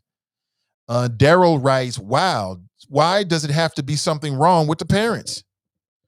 TNT writes, if D-Wade's transgender child want to run track with girls, should he support his desire? Is it fair? See, that's different though, TNT. That's what I would say. So let me tell you how I feel about it. If it was me, I'm being honest with you. I've thought about this. If it was me, I already told you. If my son come to me and say he's transgender, he's transgender. It is what it is. Same thing with my daughter. I'm going to support them no matter what. Okay? Now, if my son comes to me and says that you want to make this change to transgender, now you're a transgender girl. And then my son comes to me and says, Dad, I think I want to go out for girls track. We're gonna fall out. I'm going to pull his card. I'm going to let him know that's some weak-ish. I'm going to let him know. Because from a competitor standpoint, physically, you are genetically stronger, right? Thicker muscle fiber, all that kind of stuff, faster recovery, whatever it is that boys have, it's that testosterone. And now you want to put that out there on the field of competition. I think that's wrong, son. I can't condone it. Now, what they do will be a mixture of what I let them do, because I can't see my son letting my son do that, even though he might be like, Dad, I want to play girls track. No, you ain't doing it. Now, if you want to run track, you can go run with the boys. Because as a competitor, I want you to keep an even playing field. And you want me to go clap in the stands for this? I can't do that. I can't do it. Even for my son, I cannot do that. I would be doing my son a disservice if I did that. That's how I would look at it. That's like setting my son up for failure. That's like my son. Let's say my son's 16. And he's like, man, I want to play some basketball. He goes to the court and there's a 6-year-old out there. And so my son starts backing this 6-year-old down, dunking on him, beating his chest. I look at him like he a damn fool. Like, what you doing?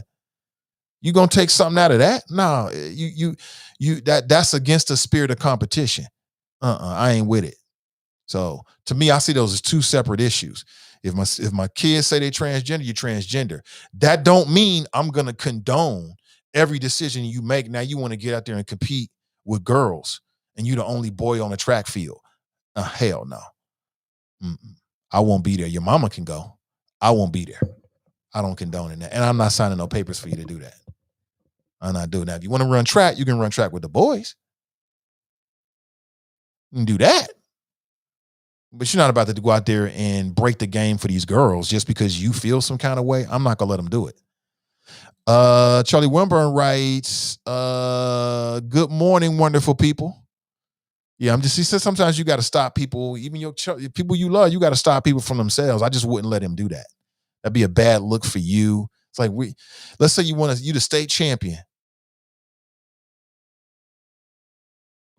Okay. All you did was ruin the experience for these biologically born girls. That's all you did. That's all you did. I can't be a part of that. Good to see you. If D-Wade, okay, I think I read that. That's how I think I would look at it right now. Like if you're asking me, TNT, that's how I'm looking at it. I'm not signing the papers for you to run track, for you to run out here and compete against biological girls. I'm not gonna let you do that because you're gonna ruin their experience just because you're gonna have to find another outlet, son. Daughter, you're gonna have to find another outlet. Speaking hypothetically, if I was in that situation for those who are just coming in, that's just me. You're going to wreck the game for these other kids. For you, we're not doing that. We're not doing that. Daddy, I couldn't even feel good going to the games, be honest with you. And I'm a Virgo, so Virgos can get like that. Virgos can get in their feelings. It could be about something super small, but to you, it's the biggest thing in the world. And I know that's not something that's particular to Virgos. I'm just saying that as a Virgo, those kind of things matter. Like Virgos can get caught up with the smallest shit in the world. I admit it. I admit it. I admit it 100%. My wife already know this. She's been dealing with a Virgo for 20 years. What's funny is she attracts Virgos. She got all kind of Virgo friends all around her. You ever seen somebody that tracks certain astrological signs? Yeah. I used to work with a woman who it was the darnest thing. It was like we was meant to meet. It's like me and this individual were destined to meet. You ever met somebody like that? I've got a bunch of relationships like that. I've felt that way about a bunch of people. People in my life right now. And I'm like, you know what? I was supposed to meet this person. That's a beautiful feeling, right? And where was I going with this? So, yeah. So I met someone. I used to work with a woman. Get this. I used to work with a woman who is surrounded by Virgos. Virgos all in her life. She was married to a Virgo who was born on the same day I was born on. And then there was another close association to her of a Virgo that was born on the very same day I was born. So when I met her, we just kind of clicked. You ever felt those kind of relationships? You know what I'm talking about. Sometimes you meet somebody and you just click with them.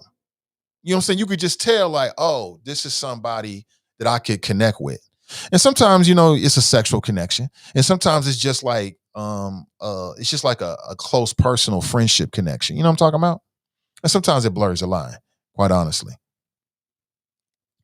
Almost definitely. Come on now, I know you know what I'm talking about. I mean, raise your hand if you know what I'm talking about. You know what I'm saying? Do you have the ability to feel somebody? You ever just felt somebody? You can just feel their presence. You can just feel them. You know what I'm saying? That's a beautiful thing right there. Nat writes, I like to see the academic research around the rise of homosexuality and the part that society plays, if any. Well, I like to see it too. Now that you bring it up, Nat, that'd be interesting. I'll check that out. I think the society certainly is. I mean, homosexuality is far more displayed and accepted. When it's displayed, it's far more accepted. It's far less resisted, right, in media these days. I mean, hell, they got a gay Captain America now. You see this? First time ever, gay Captain America. I think I'm making it up. And I thought to myself, like, why is this necessary? But, maybe it is. Maybe it is. Let me see if I can get an image for you right here of the new gay Captain America. And I don't know how they came up with this guy. He's got a real look to him. Got a nose ring, the whole 9 yards. Gay Cap. That's how I'm on desktop. Gay Cap. I'm going to hell, man. I just hope that when I get to hell, that there is if they don't have a radio station where I can grab a mic and do what I do in hell, what I'm hoping is they at least have the internet. I certainly will. What I'm hoping is that they at least have that's the gay Captain America right there. Why he got a little bow tie around his neck, man? They wrong for this. Marvel is wrong. Why does he have a nose ring and a nose piercing? What in the hell?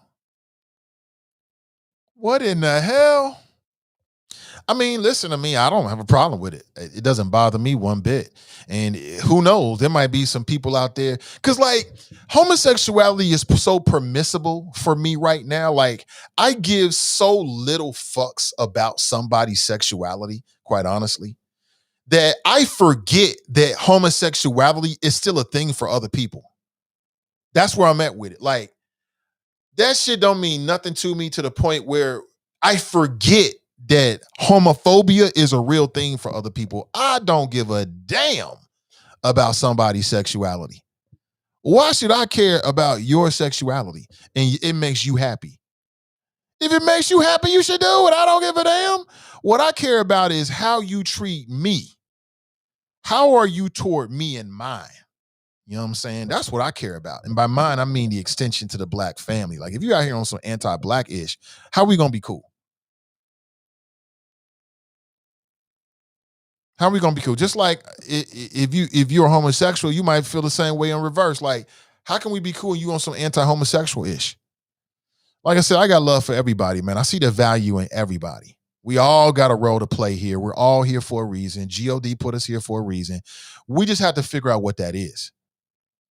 And I think a lot of people, man, a lot of businesses miss out on that diversity because they get caught on race and gender and sexuality. And they miss out on superlative individuals that could bring so much to their businesses and their lives, but they shut themselves off because of some isms. I don't care about none of that. You know, are you a positive person in your community? That's what I care about. You know, when we interact, are you bringing positivity, you know, to the world? You know, I try to be positive with the people around me. I try to encourage. That's just my general disposition. You know what I'm saying? If I don't like somebody, I don't fuck with them. I don't have conversations with them. I just remove them from the situation and keep on moving.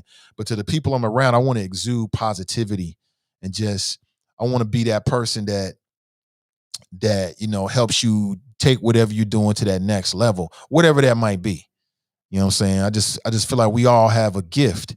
It's all about finding what the gift is and putting it out there. Stacy writes, if it's not done God's way, I'm not supporting it. Okay, Stacy bringing religion into it. So Stacy, what does that mean exactly though, sis? I mean, are you saying that you feel like being transgender is not God's way? And then my question would be, if it's not God's way, then why is God creating transgender people? And transgender people is not new, man. It's been transgender people around since the beginning of time.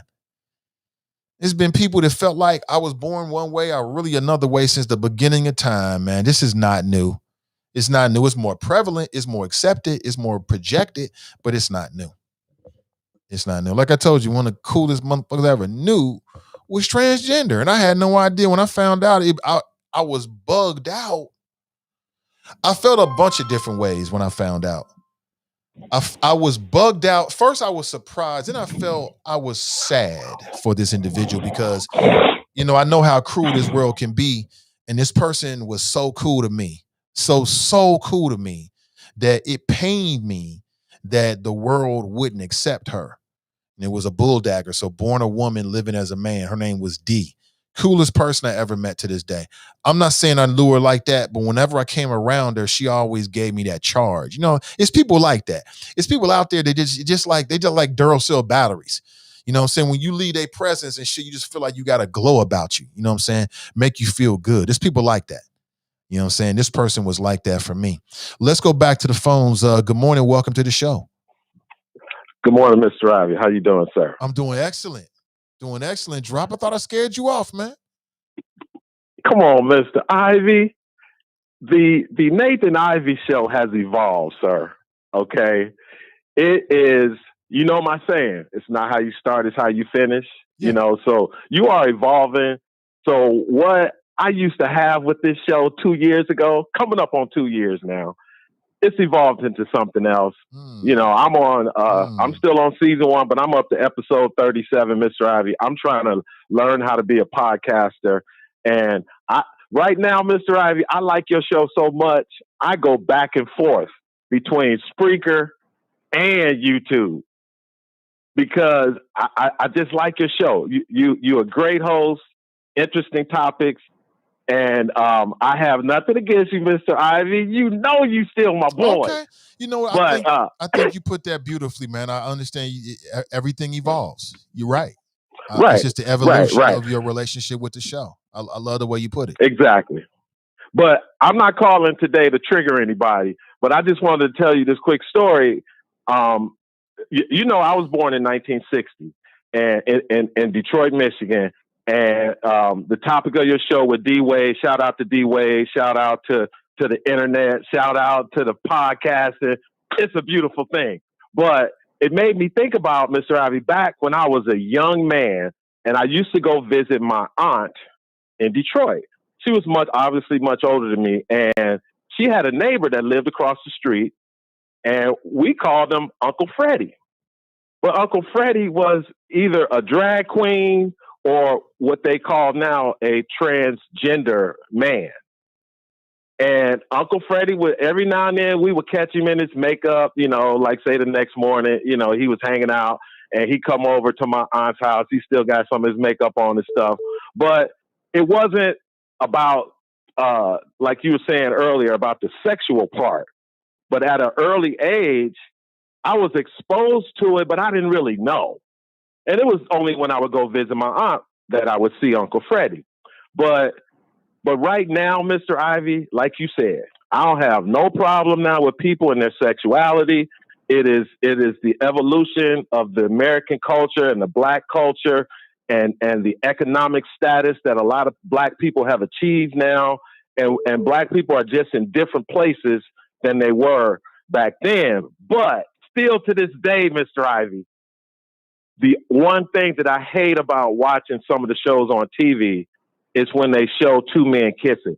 It just makes me sick, and I have to, especially one of my favorite shows, Empire, Mr. Ivy, with Jussie Smollett, the gay. I mean, the show was so good, I just couldn't look at it, but I had no problem with their sexuality and the way they wanted to live their lives publicly, all in front of everybody. I don't have a problem. But me, myself, personally, Let me ask you a question. I can't.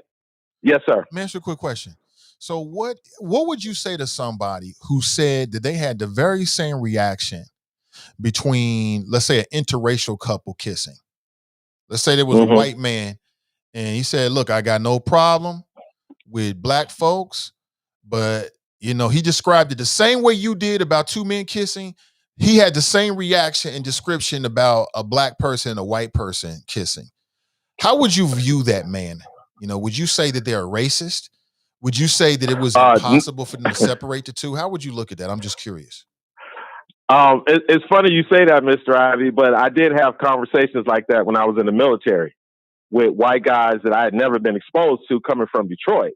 That was my exposure to white people other than, a few people I saw in school and stuff like that. But when I got into the military, I would have discussions with guys in my unit who didn't grow up with Black people. And you're right, Mr. Ivy, they said the same exact thing. But the fact that we were having the discussion, okay, and he told me it wasn't about racism. He said it didn't bother, it had no problem with it, but it's just him personally, the way he was raised, he just didn't like to see it. So again, it's the individual, Mr. Ivy. You could be racist, you could still be all these things, but you could also be gay. So, I mean, like I said, I was born in 1960. It's 2021 now, Mr. Ivy. This is the evolution of our society. People are more open. They're more vocal. And they say what's on their minds, whether it's good, bad, or indifferent. But shows like yours where people have this discussion, Black people have discussions, and there's some discussions in the Black community now, Mr. Ivy, ain't no way in hell they were happening when I was coming up. And I told you, Uncle Freddie, it was grown-ups in the family. They did not like Uncle Freddie because of his lifestyle. But I'm a little kid. I didn't know. Okay. But as I got older, obviously, I knew what Uncle Freddie was all about. But he never flaunted his homosexuality. And again, me personally, like I said, to each his own, I don't have a problem with how people live their life because that's their personal choice. But a public display of affection, I just don't like it. So I hope that answered your question. And that's all I got, Mr. Ivy. But I love the conversation. And to answer Iris Rowley, and I think Brother 252 wanted to say it, but he didn't say it. But the instructions on how to raise a family is the Bible. Drop Squad 52, dropping science to anyone who wants to catch it. Peace. Yeah, they must have those same instructions on how to enslave people. They in the Bible too? Said the Bible, huh? The point I'm trying to make is that, that book has been used to do a whole lot of negativity. That's all I'm trying to say. And I don't think there's anything in the Bible that says specifically about transgender. But again, if that's how your viewpoint is, that's how your viewpoint is. I just dropped that question, just popped in my head. I didn't really have a deep point on it, but Let us move on. Let me add something else to it. So yesterday we spent some time talking about Derek Jackson because that was like the hottest conversation story yesterday. And it was super, super interesting. And Derek Jackson is a black man who's a relationship, I would say expert. I mean, this dude, he's got like a three-fourths of a million. He got 770,000 folks that's following him on YouTube. He's been on stage at the Essence magazine, right? He's got many books out. He's a well-known guy. He got 27-inch biceps and triceps, right? He's got big arms, right? He's got straight white teeth. So women like that kind of stuff. And he admitted that he was having a sexual relationship with another woman, and him and his wife did a video together. Ever since then, the hilarity has never stopped. I love the age that we live in, man. These Derek Jackson memes, man, that's been everything for the last 24 hours, man. That shit is hilarious as hell, man. Viva the internet, man. Long live the internet. I love it. My favorite Derek Jackson meme, actually, that I've seen so far, Ask Ashley used it yesterday on Midday Juice. Let me see if I can find it. It is hilarious. Did she text that to me? I think she texted to me. Hold on. That shit is hilarious. No disrespect to his wife. Man, the memes was so crazy that Derek Jackson's wife, she did a video yesterday to respond to all the people out there that said that she was coming off like she was a Stepford wife, or I seen a meme where it was him and a puppet and she was supposed to be the puppet. These memes are hilarious. Y'all so wrong. Hold on. Oh, okay. I got it. She emailed it to me. Let me check for it real quick. This shit is hilarious. Why she sending this to me? This is hilarious. What they gave us versus what we actually saw. Y'all are hilarious. Y'all are hilarious.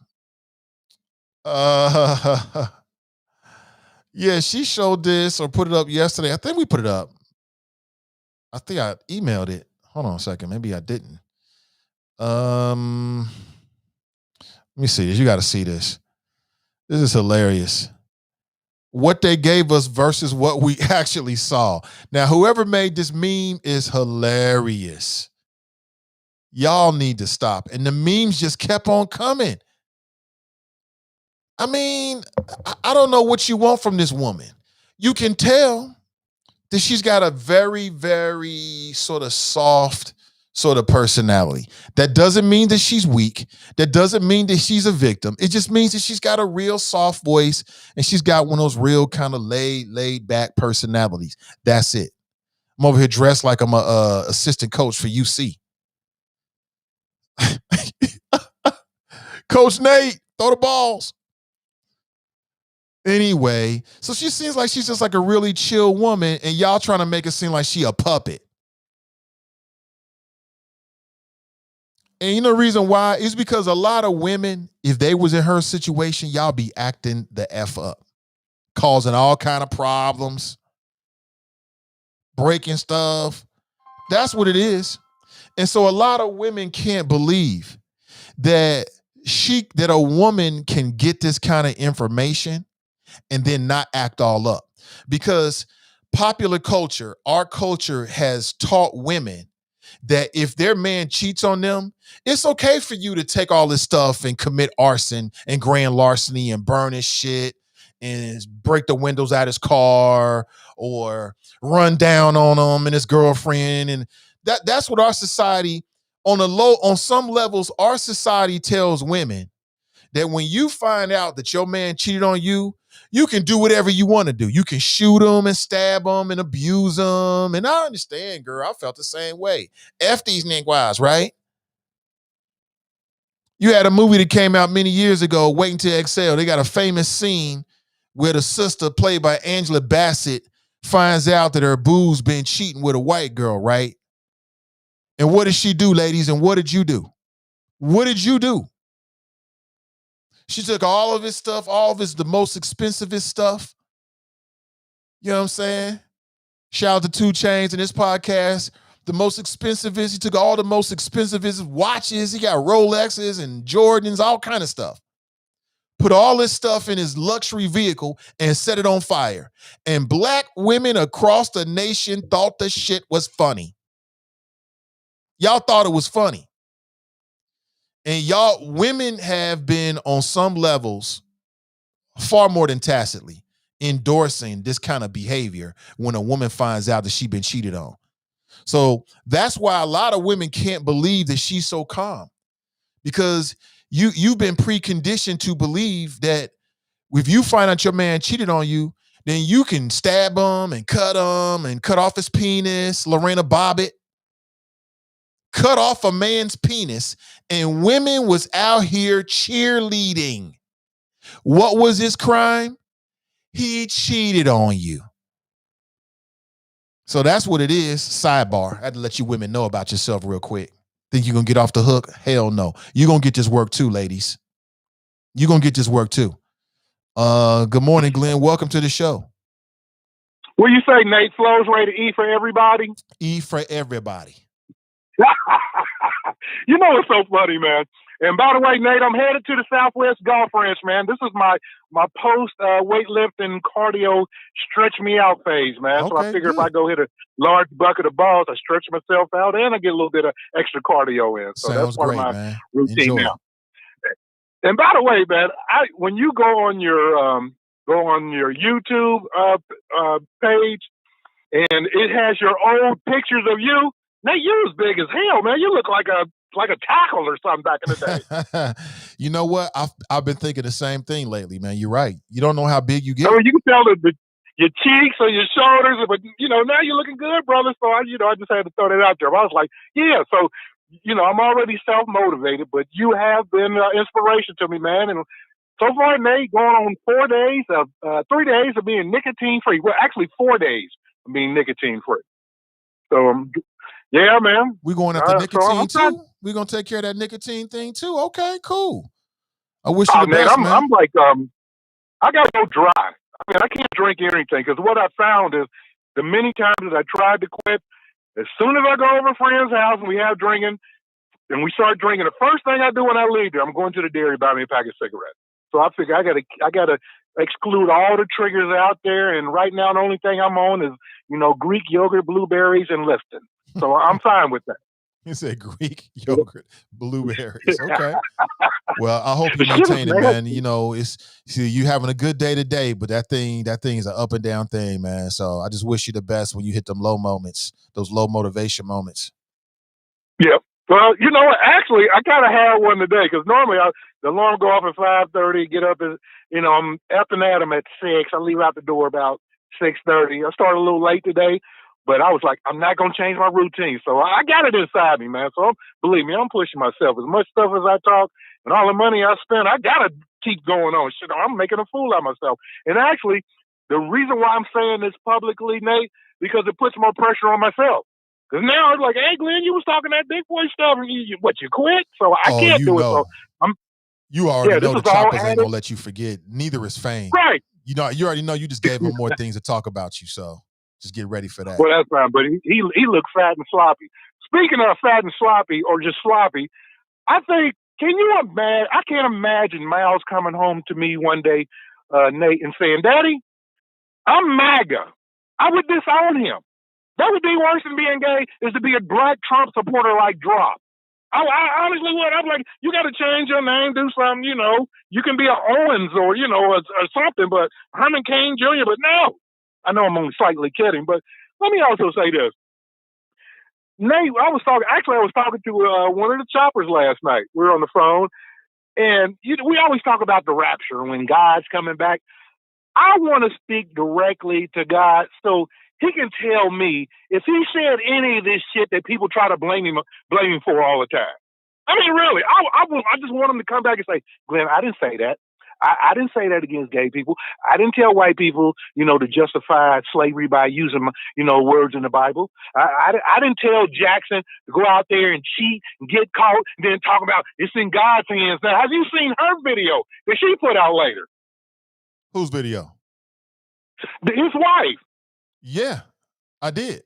She looks scared as hell. I mean, I'm starting to feel sorry for her, which is another thing. More women were mad at her because she had her bonnet on than her husband that cheated on her. What am I missing here, Nate? They're like, you know what it is? They bought into the 27-inch pythons, looking like Wakanda, forever type. But they more mad at her for wearing a bonnet than they are at him for cheating. Looking like Wakanda forever type? That's hilarious. Yeah. But have you noticed that, though? Have you noticed that? Oh, yeah, I noticed it. Yeah, I mean, it's crazy. It's like, Nate, they disappointed that brother cheated because I think they bought into the flim-flam. Did you hear they're like Sidney Powell. Did you, Trump's former lawyer that was, talking about election fraud? Did you see what she said in court? Oh, my God. She said that no reasonable person would believe what she said as far as voter fraud is concerned. So basically saying that Droff and Gregson and Candace, Black Knight Democrats, the Blacks and all them other Gilligans and Busters and fools, they're stupid for believing me. Yep. That's basically what she told us. That's basically what she said. I'm glad you reminded me, Glenn. I meant to bring that up, man. I'm going to talk more detail about that. If not today, then tomorrow, because people need to know. This woman came forward. You are absolutely right. And in her legal defense, her defense is that how could anybody take what she said seriously? This woman was out here front and center arguing that the election was stolen somehow. And now when she's hit with a legal issue, her legal defense is, it's clear that I was just bullshitting. Why didn't you know the difference? Right. That's amazing to me. And this, and that lie led up to January the 6th, Nate. That lie led up to stopping the steal, 400,000 people showing up at Washington, with Donald Trump grifting, his own people out of $250 to $300 million for the Stop the Steal rally / Trump defense fund. I mean, similarly, I'm like, hey, if I'm one of those officers at the state capitol, I sue Sidney Powell. I sue Donald Trump. They knew that they were telling a lie, but they didn't tell the other, the 400,000 people that showed up on January the 6th that subsequently led into a mega melee riot domestic terrorist attack. So let me go ahead and get on in here, man. I'm sitting in the parking lot. Like I said, it cost me $11 for a large bucket of balls. About to stretch it out, go home, and then eat me a spinach, tuna, grape, tomato grape salad with low-fat ranch dressing with no sugar. Okay, sounds good. Sounds good, man. Hey, I'm loving it, dog. I'm loving it. Hey, I feel better. I actually do. My lungs feel better. Hell, my teeth feel brighter, look brighter. I got a little pep in my step. You know what I mean? Yeah. So what? Oh, yeah. And my pop feel a little better, man. Oh, man, listen, man, you can change your life in a year. You can change your whole physical appearance, your whole everything in a year, no doubt. Within a year. I'm trying to get that Wakanda forever look like your boy Jackson. You got to get them biceps up, man. Them tricep pull downs. You know what I'm saying? You got to get it all right in. Now. Yeah, I'm working on my 13-inch pythons. I think you said he had 27. I'll take a little bit less than half of that. You'll take half of that? Okay. All right, brother. Hey, you have a good one, brother, man. I appreciate it, man. Yeah, most def. That's That's Mason Marley chiming in. Hilarious, man. Absolutely hilarious. What did he say? What now? What did he say? What did he say? Yo writes, OMG, here we go. Cleopatra writes, Grand Risings, Nathan Ivy and the Choppers. Good morning to you. Yo writes, I usually click with Sagittarius. We definitely are the best sign and get along with everyone. Virgo's the best sign. Brian writes, it's a very complicated subject. I don't think there's a right answer for any party, for, against, or on the fence. You're right, but I disagree with you. I think there is a right answer. I think there's a right answer because there's a wrong answer. And the wrong answer to how to respond to your child saying they're transgender is for you to blow all up Start making them feel bad because you feel bad because somehow you feel like that's a reflection on you as a man or a woman. Start hitting them with all that religious stuff because you're going to lose them. That's not going to really impact it. I think the right answer is to create an environment where your children feel love and nurture no matter who you are and where they are. And I think that the adult and rational way of dealing with it is, hey, listen, your brain is not developed yet. Let's wait until you get at least 18 and you can make those kind of decisions. I think those are the best ways of dealing with it. Embrace and accept. And let them know. You'll be grown soon enough. You can make those decisions. Greg writes, I agree regarding homosexuality, but some countries around the world still treat it as a criminal offense. Mary's in the house. She writes, it is a difficult topic. In track and field, a professional athlete was taking medals and prize money from female athletes that was born with male parts. Right. See, I could never do that. I can never condone it with my children. Like if you're going to compete, you got to compete on an even playing field. I want you to come out on top, but I want you to compete in a way that, you know, you can be doing something you can actually be proud of. Susan writes, it's always interesting that people say I'm cool with homosexuality, but just don't go through it just don't throw it in my face. Unless that refers to sexual harassment, which is wrong regardless of sexual orientation or identification. You are basically promoting don't ask, don't tell. Billy writes, for me, I don't know when you start feeling some kind of way as it concerns sex. I do believe that what you allow into your space helps to promote a big gay and trans agenda. Now there's gay and trans in almost all TV shows. It's like, damn, just turn the damn channel, ruined the show. Damn it. Jericho writes, is it a choice or are they born that way? I would say they're born that way. By they, if you mean transgender people. Jericho writes, Nate, did you just say bull dagger? I said, yeah, bull dagger. That's how she referred to herself. I know that's an outdated term, but that's how this person who I used to know used to refer to herself or himself. He used to refer to himself as a bull dagger. I didn't know what it was at first. I'm like, oh, okay. So I'm not sure if that's an in vogue way of putting it today or not. It probably is dated, but it describes what I'm trying to describe though. David writes, I'm not a Rumpke dump site. I don't listen to garbage. Huh? We're doing that now? Fame writes bull dagger? Oh, went over your head with that with some people, huh? Not Fame. Put his ass in a bag? Nate, you just put drop in a trick bag. What? Jerome writes, there is a reason why all of our proms were separate in high school. Cleopatra writes, Tyler Perry is good for showing men kissing on his television shows.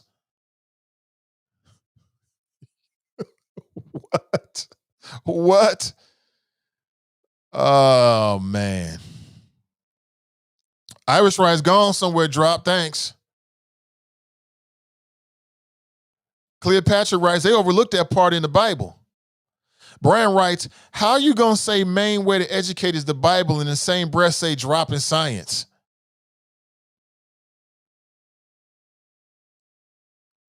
Carmelita writes, big arms and tight shirts. Brian writes, what's the difference between toxic masculinity and flamboyant gay people? Just a question. Greg writes, I listen to a YouTuber who has the Home Team History YouTube channel. He's an African-American who focuses on African history. One of his vids discussed how white supremacists use the legend of Ham in the Bible to justify slavery. I know exactly what YouTube channel you're talking about, and that brother does an awesome job. Yeah, he's got a super dope YouTube channel, man. And his voice, I could listen to that brother talk on that YouTube channel all day long. His voice is so pleasant. He's got the most pleasant voice I've heard in a long time. I'm like, dude. And it's just the information just flows into your brain. Fame, no, you're wrong about that about Ask Ashley. I keep telling you that. I know you. I keep telling you that's not true. You want that to be true, but it's not. The most unprotected woman is the black woman. Okay, you're right. That's why we here, sis. And it starts before the black woman is even born. It starts in the womb of the black woman. They were cheering in the movie theater during that scene, weren't they though? They loved it. That's right, girl. Burn that shit. She lucky. I would have burned the whole house down. When Lisa Left Eye Lopez, one of the members of TLC, when she burned down Andre Rison's house over some dumb ish, there was women out there like, well, that's what he get for cheating. So that's why there's women who just can't believe that this woman is so calm and she found out that her man is cheating. Because our society has conditioned women to believe that if your man gets caught cheating, it's the word, oh, you can behead him. You can do whatever you want to do to him. You can burn his stuff, bust the windows out his car, run down on his job and take all his clothes and throw it in his face on the job, or walk up to him and smack him in the face, or try to shoot him with a gun and chase him with a machete. Yeah. Oh, yeah. It's when a man cheats, oh man, you can do anything you want to do as a react. I mean, that's almost like he came for your life. So whatever you want to do is completely justified. That's right, ladies. No need to have any self-control when a man does anything, when he makes a mistake like this. You can do whatever you want to do. That's why some of y'all women out there is like, oh, she too calm. She should be smacking him or something. Like, what you want her to do? She can't change it. It's over. That's it. See Charlie Wimber is here dropping science for anybody who wants to catch it. Danita writes, as parents, we are willing to say, I don't know. If my son came to me, I honestly don't know what I would say. I wouldn't shame him, but I would want to make sure that I don't say anything he takes that way. I would have to ask for help on how to have a healthy conversation. That's all very, very fair. Jericho writes, bulldagger is a derogatory term. Okay. I didn't know that, really. That's news to me. Fame writes, y'all literal as hell. Philosophy writes, Deuteronomy 22:5, a woman must not wear man's clothing. A man must not wear woman's clothing, for the Lord your God detests this. Okay. Jericho writes, Nate, you skipped my question. Would you hire a transgender to be your kid's nanny?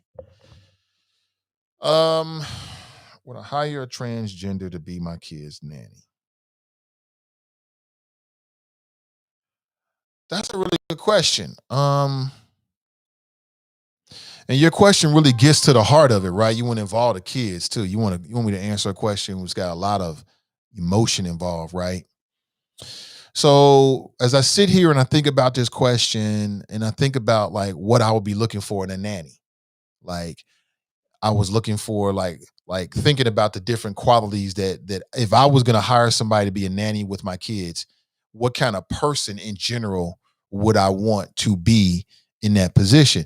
And then I asked myself, could a transgender person meet those qualifications? And the answer is yes.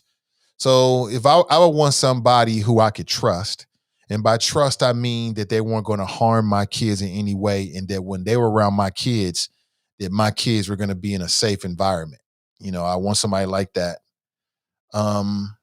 I'd want somebody who has the ability and the skills to actually, bring certain qualities that I want my kids to admire. And could I find that in a transition person? I'm sure I could. It would depend on the individuals.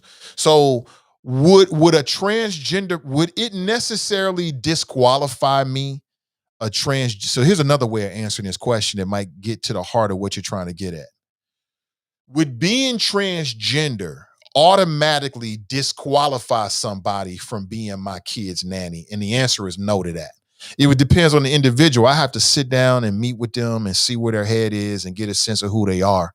It would be a factor, no doubt about it. It would be something I would have to consider, but I wouldn't necessarily, because it's so hard to find people to be quality nannies, who have that kind of heart. So if I found somebody that had all the great qualities that was in a transgender person, and I felt like them being transgender wasn't going to be an issue for my kids in any way, yeah, come on in here. And shit, if you got those kind of skills, come in here quick. So hopefully that answers your question. I want to make sure, because you said I was dodging your question. I'm not dodging. I just didn't see it. So hopefully that answers your question. So 2 things. 1, being transgender is not a disqualifier to be a nanny for my children. And then 2, it would depend on the individual. All right. Good morning. Welcome to the show. Morning, Nathan. Kev on the set. How are you, sir? What up, Kev? What's up, brother? How you doing, Trying to man? make it, man. Doing well. You know, I was thinking back, man. You know, I've been rocking with you for a long time, Nate. And I was thinking about the old Nate. They used to say, "Don't call me Nate. My name is Nathan." and it's been that long, bro. It's been that long. Damn. But I do remember saying that. That was a while ago. that's back when it was the drag queen. I won't even finish. You feel The drag queen. Oh, it's still a drag queen city. I just don't say it as much. Yeah. Anyway, you know, the thing about well, first off, this thing about Dee calling herself a bulldagger, that it can't be derogatory if that's what she calls herself. Right. I know I mean, that. you know what I'm saying? Right. Yeah. So for anybody out there that's telling people how they supposed to feel about the way somebody calls them what they call themselves, that's crazy. It is what it is. You know, folks out here. I feel like number one, I don't know if you could be born that way, not born that way. I'm not a doctor. I'm not a scientist. I don't really know that portion of it, right? I do know that at 3, 5, 8, I don't know that your frontal lobe is developed to the point. Now, I just said I ain't a doctor, but I do know this part, right? Just from psychology classes or whatever I took. But I don't know that your frontal lobe is developed to the point where you could decide that you are a man or a woman or any of that stuff. So I'm with you. You know, wait till you're grown. I got a child of my own that has some things that she's told me she'd like to do. Nothing to that extreme, and it's not about, honestly, sexuality. And I'm like, you can do all the things that you want to do. That day you know, turn 18 or 21 or whatever day I stop paying for your life. I keep telling her, if you get a PhD, I'll pay for you until, you know, as far as your education goes. So, but you know, I just think you need to be more mature. It's a permanent decision. There are a lot of people that have made the decision and found out later that actually was not their identity, and that causes some serious other opportunities as well. And so you know, that's that. Now, our fair city here with the nightmare on Elm Street and all the other issues that we got going on around here, you know, we need to dig in. It's important. I remember during the election, you saying, "Hey, you know, local politics is as important, if not more important, than the national elections." And you know, we need to dig in and make sure that we're current on the issues, current on who is trying to lead us. As a former vice president of the Roselawn Community Council, you know, a lot of people, we wanted more people to be engaged. And if we can get more people engaged in our common policy creation, you know, in our local government, and get people engaged, then we really could start seeing those things that people keep saying they really want. You know, the worst thing in the world is to go down as a community leader to talk to City Hall and you know, they're like, "Well, who do you represent?" And you're like, "Well, I mean, you know, represent the community." And they're like, "How many members do you have?" Right? First thing they ask you, "How many members do you have?" And then you gotta do this whole evade thing. So back in the day, we had to evade and move in order to still get our point off as being cogent, because they'd say, "Hey, you don't represent anybody." And basically what they're saying is, we ain't scared of you because you can't affect anybody's votes, right? So just you brought that up, and it triggered on me. Like, it's really important, especially right now. You know, there's campaigns for mayor, there's campaigns going on for our city leaders. We got all of the craziness that just happened in our politic. So, if you're not engaged, I don't care what community. There's 52 communities, so there's 52, or I think there's 54 actually, community councils, and you should join up with those folks that are looking out for you in your local area, and make sure that they do what needs to be done. Hyde Park and all of those quote unquote affluent communities, they have their representatives. When you go to these meetings, you see it's 20 people in the room. I'm like, well, okay, so you got a vice president, a president, a vice president, a couple of VPs.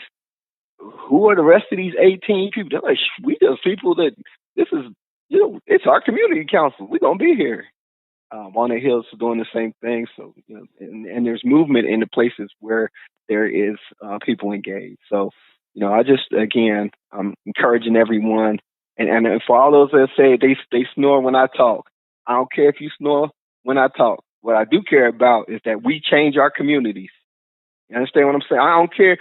This stuff is boring. I sat in their meetings for hours listening to people talk about stuff that had nothing to do with me because they had representation, right? They had representation at the table. So they were talking about what they wanted to talk about, but they weren't talking about Roselawn. I went to one meeting and they didn't even have Roselawn they had a map that showed an issue that directly affected our community, and the name of our community was not on the map. When I asked the guy, like, hey, where's Roselawn? He said, oh, that's Gulf Manor, right? I said, no, man, Roselawn is its own community. Why isn't it on the map? He said, it's not really germane to them. I said, oh, that's funny because I own a building right there. And that's 400 meters. I'll say what it's about. It's about the Duke pipeline. And I said, I own a building that's not more than 400 yards from there. And it's in the blast zone, according to the paperwork that you sent to me. So I'm not sure why Roselawn's not affected by this issue. And it got really quiet. So we really need to make sure that we're at the table, that, that we are really present when people are talking about us, because people are always claiming that they want to do stuff for us while they planning to do stuff to us. So, that's my rant today, Nate. For the Mason Mahler, I quit smoking 26 years ago. I smoked for, I don't even know how long, 13, 16 years, something like that. And I quit like 20 years ago, and I ain't never missed that cigarette. Not a day in my life. It's hard to quit, but once you quit, man, just don't do that no more. We grown folk. You ain't got to do that. And Nate, I am about to follow up with you and Mason Mahler. I got to get in shape. The chunky got to go. No ill effects from the shot yet. I don't have a third eye, and I'm waiting for that second one so I can go give my mom a big hug, a kiss. All right. Y'all be blessed, man. Stay safe. You too, brother. Take it easy. It's Kev on the cell. I appreciate the call. Before I roll out of here, I want to remind you, coming up on Saturday from 12 p.m. to 1 p.m., the 2021 Cincinnati election, what's at stake. Now, this is going to be a virtual event. It's going to be streamed on Facebook Live. All right. Love you to be a part of the conversation. It's called Get Engaged, Be the Change, put together by the good folks over at Zeta Phi Beta Sorority, Inc. That's the Beta Zeta chapter here in Cincinnati, Ohio. I will be your moderator. I will not be alone. I'll be joined by Bill Woods, who's the founder and president of Applied Information Resources. Ashley Young is the VP of Policy and Strategic Initiatives at the Urban League of Greater Cincinnati, Southwestern Ohio. And Desiree Futel is the VP of Voter Services, the League of Women Voters, Cincinnati area. So looking forward to the conversation. And again, I keep telling you about it all the way up until Friday. All right. Have an excellent rest of your day, family. I'll be back with you and hopefully better than ever. Did we come to some agreement about this? I'll say it again. Here to D Wade, right? Good black father spotlight. It's all on him. All right. I'll be back with you tomorrow morning, bright and early. Hold on. We got somebody that want to say good morning. I'm about to end the show, son. You want to say good morning real quick? You do? All right. Good morning. What's up with your shirt, man? Because I wanted to. Can we see the shirt? You kind of got that Tom Cruise from Risky Business. You don't know what I'm talking about, do you, son? I know. All right. Say goodbye. All right. All right, family. Have an excellent rest of your day. I'll catch up with you real soon. Until next time, I'm Nathan Ivy, and I'm out.